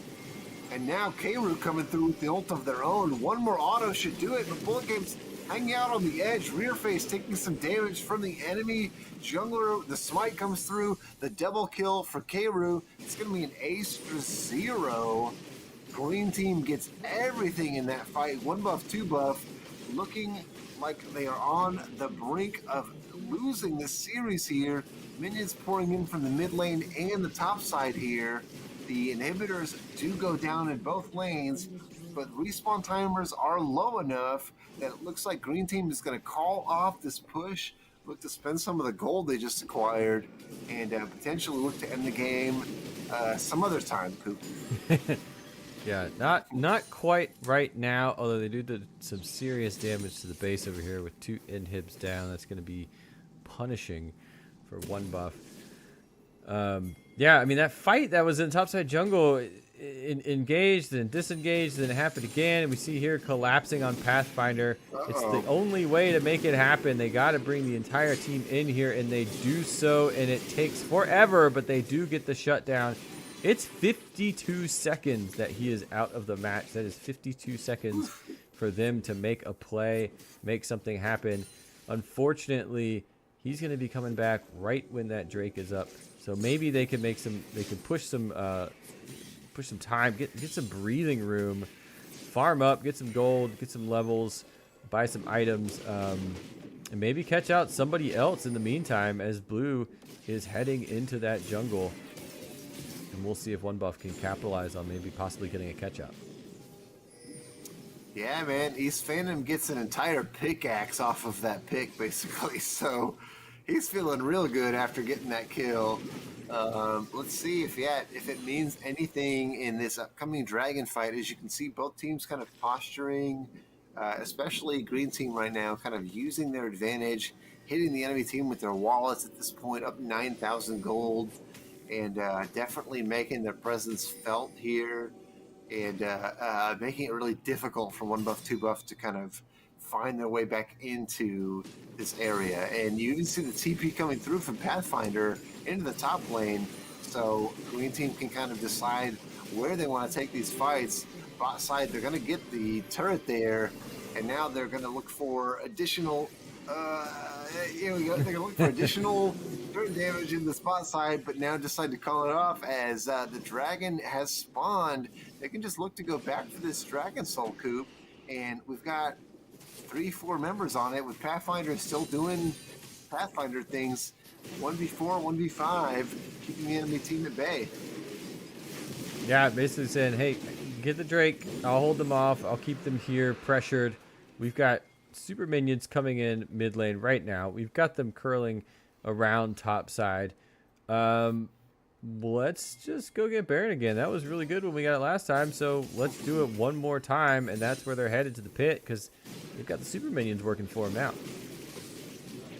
Yeah, if you guys at home aren't aware, Baron buff becomes more powerful the second time you get it. So it lasts the same duration, but you get additional bonus damage. You get some additional stats. Same thing with your Elder Dragon, right? When you get that second Elder buff, it's actually worth some additional stats over the first one. So when you get that second Baron buff, it's really difficult to kind of sustain that as one buff, two buff. They're gonna have to deal with this this Baron buff push from 3 lanes with super minions pouring in 2 of those lanes. That's gonna be really, really difficult to do, even if they're able to catch out Pathfinder here, which I don't know that they can, even in this 3v1, 4v1. Sure enough, he does manage to stay alive with that haymaker. He does go down eventually, but all the damage has been done. Hernandez teaches has showed up, and so has the rest of the cavalry. The only player to get away so far is Bullet Games. Rearface also finding a way away from this one. Triple kill goes over to Kayru, and that's Baron buff minions pouring into every lane as well. Kayru and the rest of the squad avenge Pathfinder. The Winions come through, and that looks like it's going to be Green Team taking this series and giving 1 buff, 2 buff, all they can handle. What a game, Coop. What a series. No other way it could have ended. Yeah, I mean, there you go. There you have it. Green team coming in at the end, taking it, taking the dub. But man, 3 totally different games, 3 totally different team comps. Super fun to watch. Absolutely. Let's come in here real quick and do a little chit chat. Hey, how's it going? Well, we get the stats pulled up so we can do a little bit of stat look. But yeah, I mean, 3-game series for Legends. Last week we only got to see a couple of the Legends games. I think we only got 1 in there. So good to be able to switch it around and get the Legends 3-game series in. Let's take a look and see how things are looking. Oops, not that button. So there you go, 34K. That's looking a little bit more like that first game for Pathfinder up there. But yeah, I mean that's tough. Like I said, 3 totally different games, like 3 totally different team comps, and a great series to have. Absolutely. Yeah, man. I wasn't sure where it was going in that game two, in that game 3 with these picks. I could not really predict them one way or the other, and then I couldn't have predicted Kayru going deathless here in this game 3, doing work all game long on that Kaisa. Obviously, Pathfinder probably the MVP of the series, but Kayru not to be overlooked, man. Really, really nicely done. And of course, you got Hernandez teaches just doing his thing, man. Just kind of hanging out, setting plays up for his buddies, playing the Amumu 2 games, and then playing Zach Duty in game 3. You know, just doing work, man. Zach doesn't do a lot of damage typically, and you see it there, but the setup, man, is just is incredible. And yeah, those smites were true. Guy got every objective he wanted. Really, really nicely done, series wide from this green team. Yeah, utility plays for Hernandez, super good job.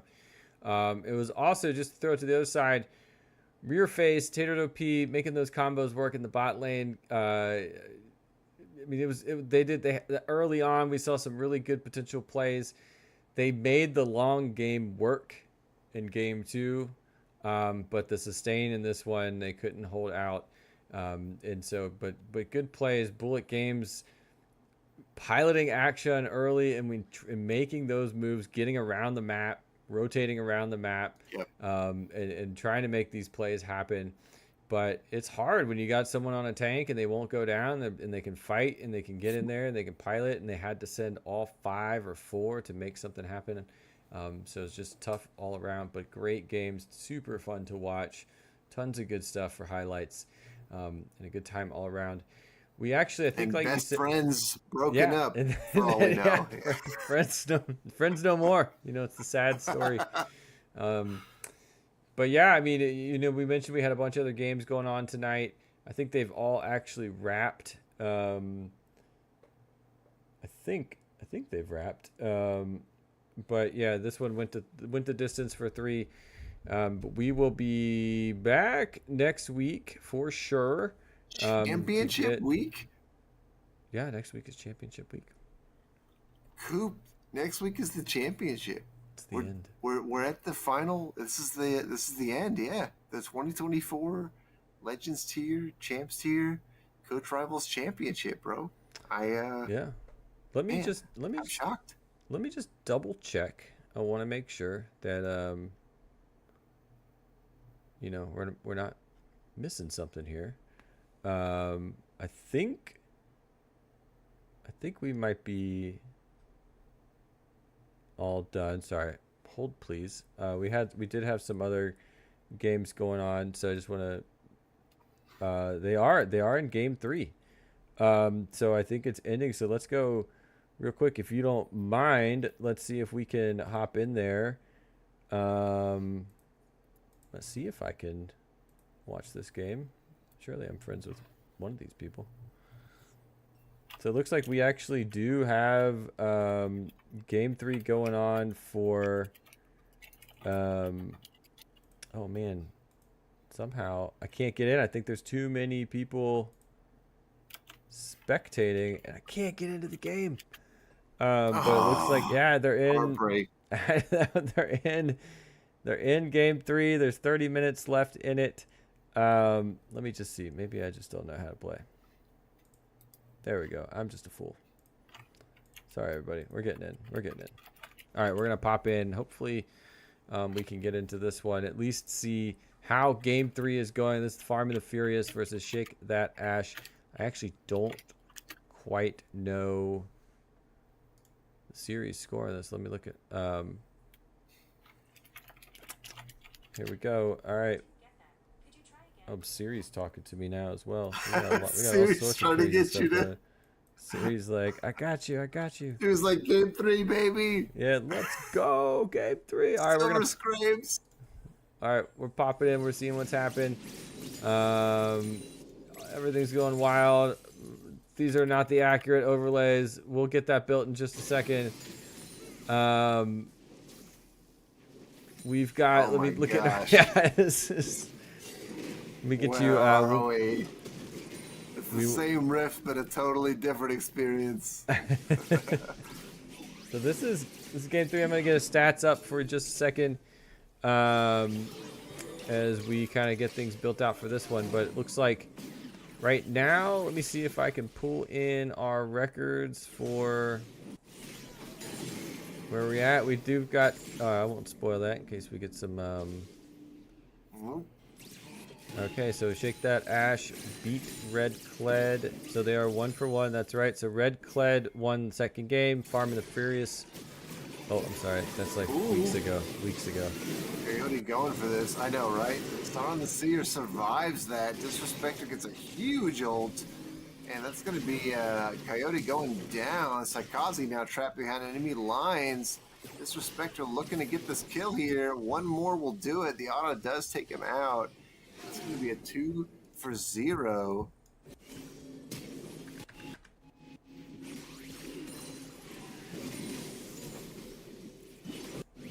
What can these guys do in response?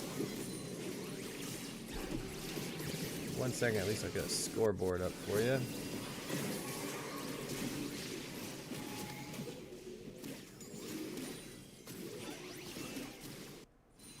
Yeah, let's see. We got a 4,000 gold lead here for red team. Yeah, this is Champs playoffs we're watching.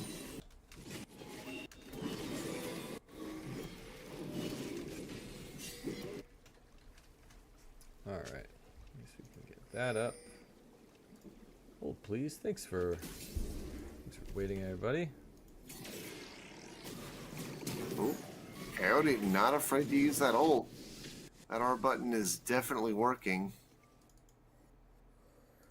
Slipstream does manage to get away with the flash this time.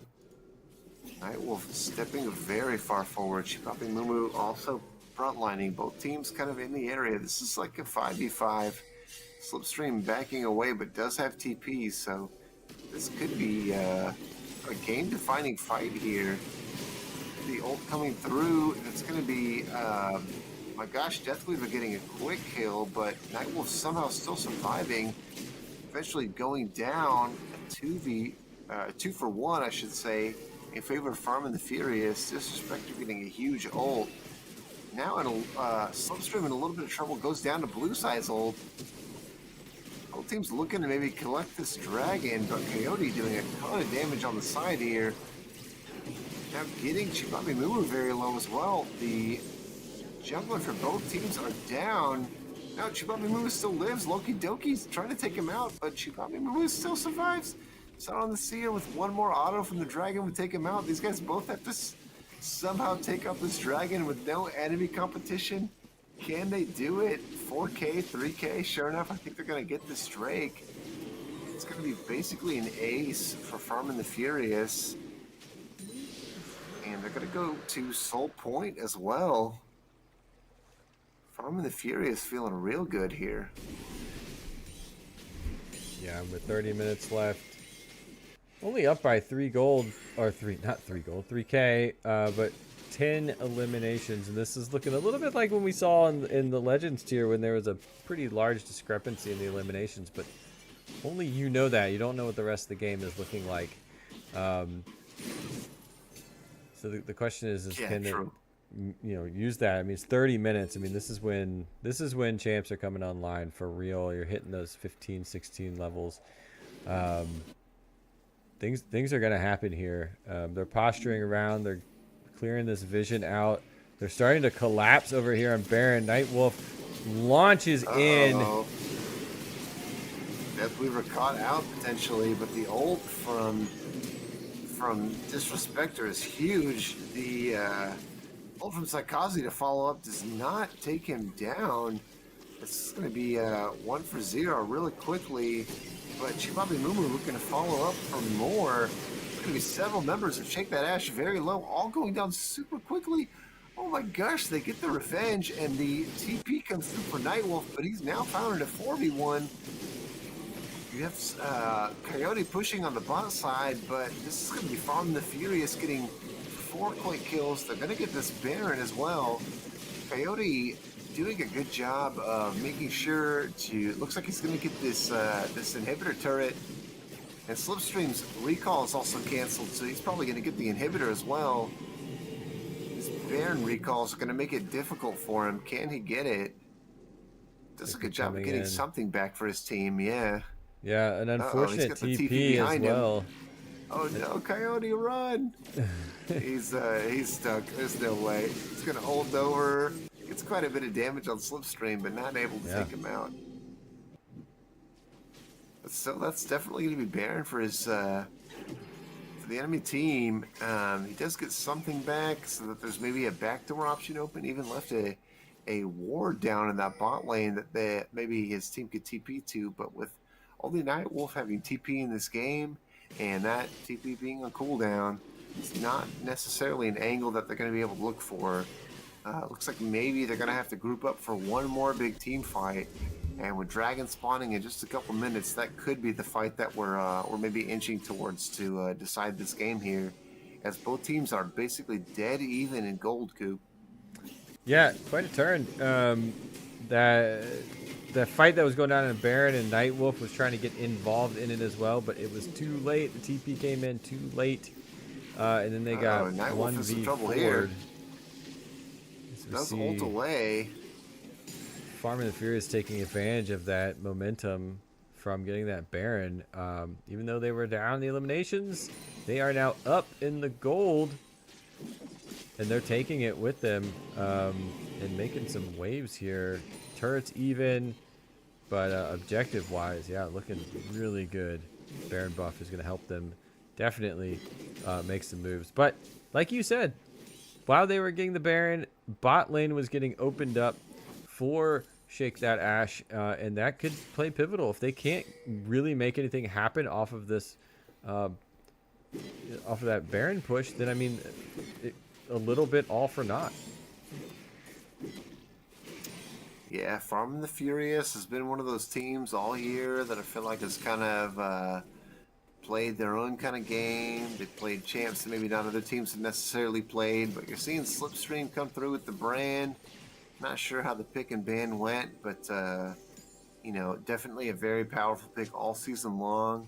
Haven't seen Deathweaver on the Nasus yet, so it's really cool to kind of see him on something new. And we'll see if these guys can put it all together here in the final few minutes. As like I mentioned, this game is dead even. This next dragon is spawning in 30 seconds, and you've got to feel like this is going to be the game-deciding play here. Slipstream now getting ulted by Coyote, taken out before the fight even begins. This is going to be Farming the Furious now looking a little bit unsure of what to do next. You got Jinx with the Get Excited passive, means she's going to be able to take out additional turrets here if they decide to keep going. But now the flank comes through. Chibaku Mumu gets the ult on blue side. Huge ult coming through from Disrespector, but he gets ulted by Saikaze to stop the damage coming through. A couple members on both sides have gone down. Chibaku Mumu is still frontlining. Loki Doki's very low. Somehow still alive. Now goes down. Blue side gets a double kill. This is now a 2v2. Bot laners and top laners hanging out. Blue side flashes away. Deathweaver still alive with tons of health, but with nobody else to assist him, he's going to have to retreat just a bit. Shake That Ash comes out on top of that fight, but just barely, as Deathweaver continues to be able to stack up, but no junglers means I don't know that anybody's necessarily looking at Dragon immediately. Blue side did a really good job of spacing there. We'll have to see. Yeah, sure enough, they are going to immediately go to that Dragon. Both teams TPing in this extended fight here. Slipstream Deathweaver versus Nightwolf and Blue Side. No junglers available to smite this, so this dragon could go to anyone. Farming the Furious, if they pick this up, are able to get Dragon Soul, but Deathweaver going so low. Slipstream also dying immediately. Blue Side getting a quick double kill there. They're going to pick up this dragon, deny Soul, and get a double kill for Blue Side, so he's got to be feeling really good after that. Nothing else to fight for on the map at the moment, as none of their minion waves are pushing. But Blue Side getting a couple additional kills, denying that dragon, and now his team continuing to push forward. Let's see. Yeah, I mean that fight, the Drake. I mean, this is, you know, they burned that Baron buff. They couldn't make anything happen out of it, and here we're getting a huge fight in the favor of Shake That Ash. Ooh, Nightwolf. Can he get out? He's got some turret shots coming his way. The slowdown is too real. Disrespector gets a kill on Nightwolf. Now Blue Side does get the resurrect, but still behind enemy lines here. Not able to survive. Coyote gets a return kill. Chibaku Mumu gets one back though. Both teams going blow for blow. But in the end of the day, Farming the Furious is on their own base. They've got additional members who can come out and support the squad. So that's going to be Shake That Ash having a run away, and Farming the Furious defend their base. They do have the 6 grub bonus as well, so if they can get a couple shots on the enemy turrets, they can totally claw their way back into this. This game is on a razor's edge. Less than 1,000 gold separates these two teams. Yeah, here they are knocking down the turrets on the door, but the timers have kind of clicked, and here they come back. So we're going back and forth here. We just saw Shake That Ash knocking on the door of Farming the Furious. They took some of that momentum from the fights. They moved down, and they had to back off themselves as it took too long like to ping get down pong, there. Coop. It is. It's ping pong. League of ping pong. Ooh, now we see Saikaze with Loki Doki fighting off the 2v2. These guys are going to take that red buff for their own, and they're still in the area in case Farming the Furious want to go for a Baron, but I don't know that either team wants to necessarily commit to something like that right now. Knowing that both teams kind of have 4 or 5 players in the area, you do see the ult coming through from Saikaze, though, very aggressively on Slipstream. Notice he has Bloody's in the area, but way too far forward, so he's not going to get any follow-up from his friends. Deathweaver pressing forward on Coyote, looking for some additional damage. He does get ulted by Nightwolf, but still alive. Has friends on the other side of the wall. The double kill comes through for Disrespector, still somehow alive as Deathweaver now finally goes down. First kill for Shake That Ash. And now Saw and the Seer looking for more. Coyote very low. Gets taken out by Disrespector. Killing spree now for Disrespector, but shut down given back over from Loki Doki. That was pretty confusing, but Chipapi Mumu Slipstream still stand from Farming the Furious. Loki Doki stands from Shake That Ash. And at the end of the day, both teams still only separated by a couple hundred gold. Chipapi Mumu looking to fight the Baron, but I don't know that that's going to be possible solo. You don't have enough damage. Chipapi Mumu get out of there. Bold, And bold. Loki Doki Respect. also pushes him off. Yeah, I like the idea. I like the look, but it's gonna be a tough sell, my man. Yeah, I mean, these all-in back alley brawl, winner takes all fights are bloody. They're fun. They're exciting. They keep leaving 1 and 2 left, and there's not much they can do with that. And the timers all just reset at the same time. So expect to see yet another one. I feel like we're gonna get another one of these clashes.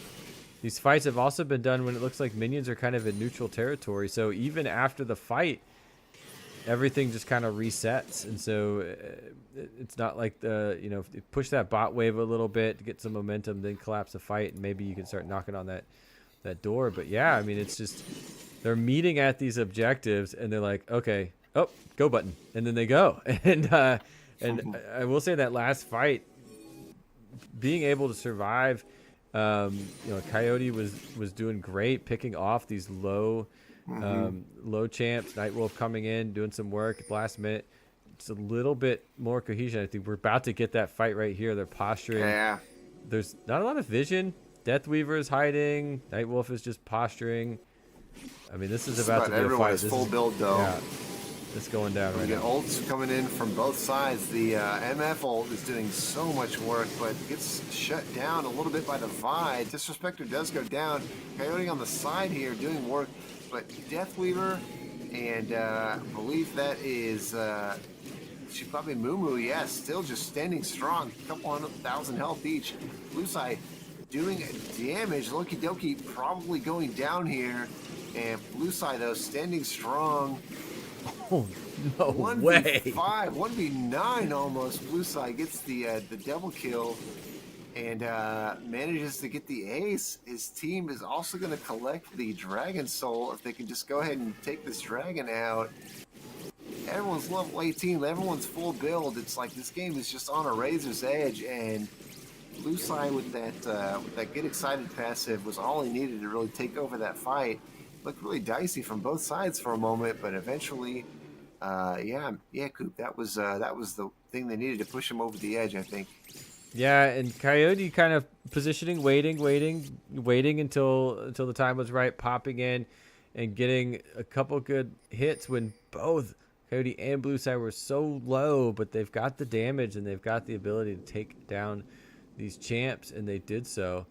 I mean, just great patience and great teamwork and connection between both Blue side and Coyote on that one to sustain, not freak out, not run away, and to know what they could do. That being said, here they are. They've got the team back. They're taking the Baron, and we're switching back over. We saw the buff over on Blue side earlier, and now we're seeing the buff over on Red side. Farming the Furious didn't really get much out of that Baron buff last time, and the question's going to be, can Shake That Ash move this down the line now that they have it? Yeah, right. Shake That Ash has the Dragon Soul. Shake That Ash has the Baron buff.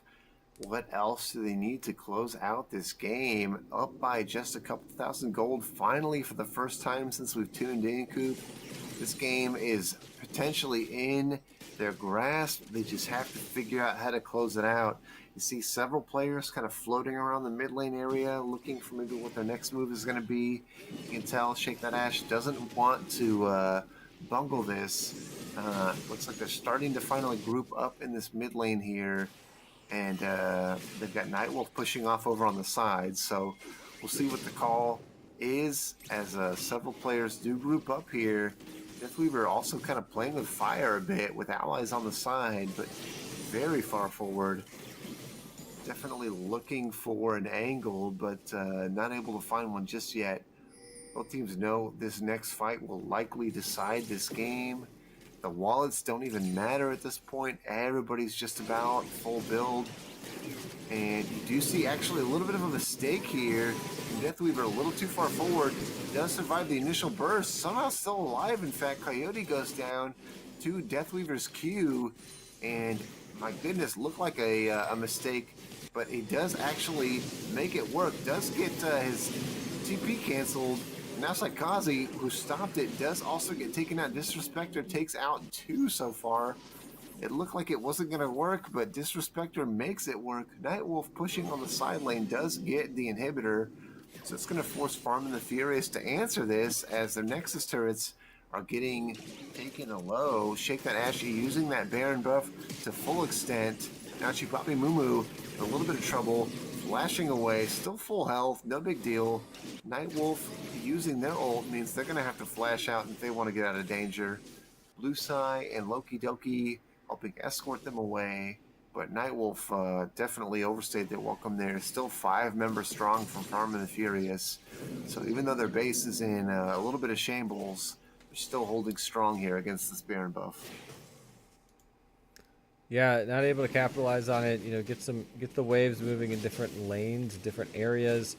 There's a lot of kind of waiting around and posturing. Like you said, what do we do with this buff? What do we do? We've got them on in their base. The waves weren't in a good state, and you know they couldn't make it happen. They still have that power though. I think that's the thing. You get the Baron buff, and you think we got to do something right now, just right now. And you got time, you know, go out to the lanes, make a move, push them down so that they can do the work for you, and then sit back a little bit, let that cannon do its work on the turret as well. They do have the super minions in the bot lane. They are posturing up at the top, so they're going 3 wide up top. That's going to pull Nasus. That's going to pull Misfortune. And they're making a fight. They're making some moves over here. It looks like we're getting that fight that they might need, that Shake That Ash can take. The ult, though, coming in is just brutal from the Disrespector. Every time Deathweaver lives with like 4 health, it's like he can't keep getting away with this meme, you know, and he just somehow survives. And sure enough, he is still alive.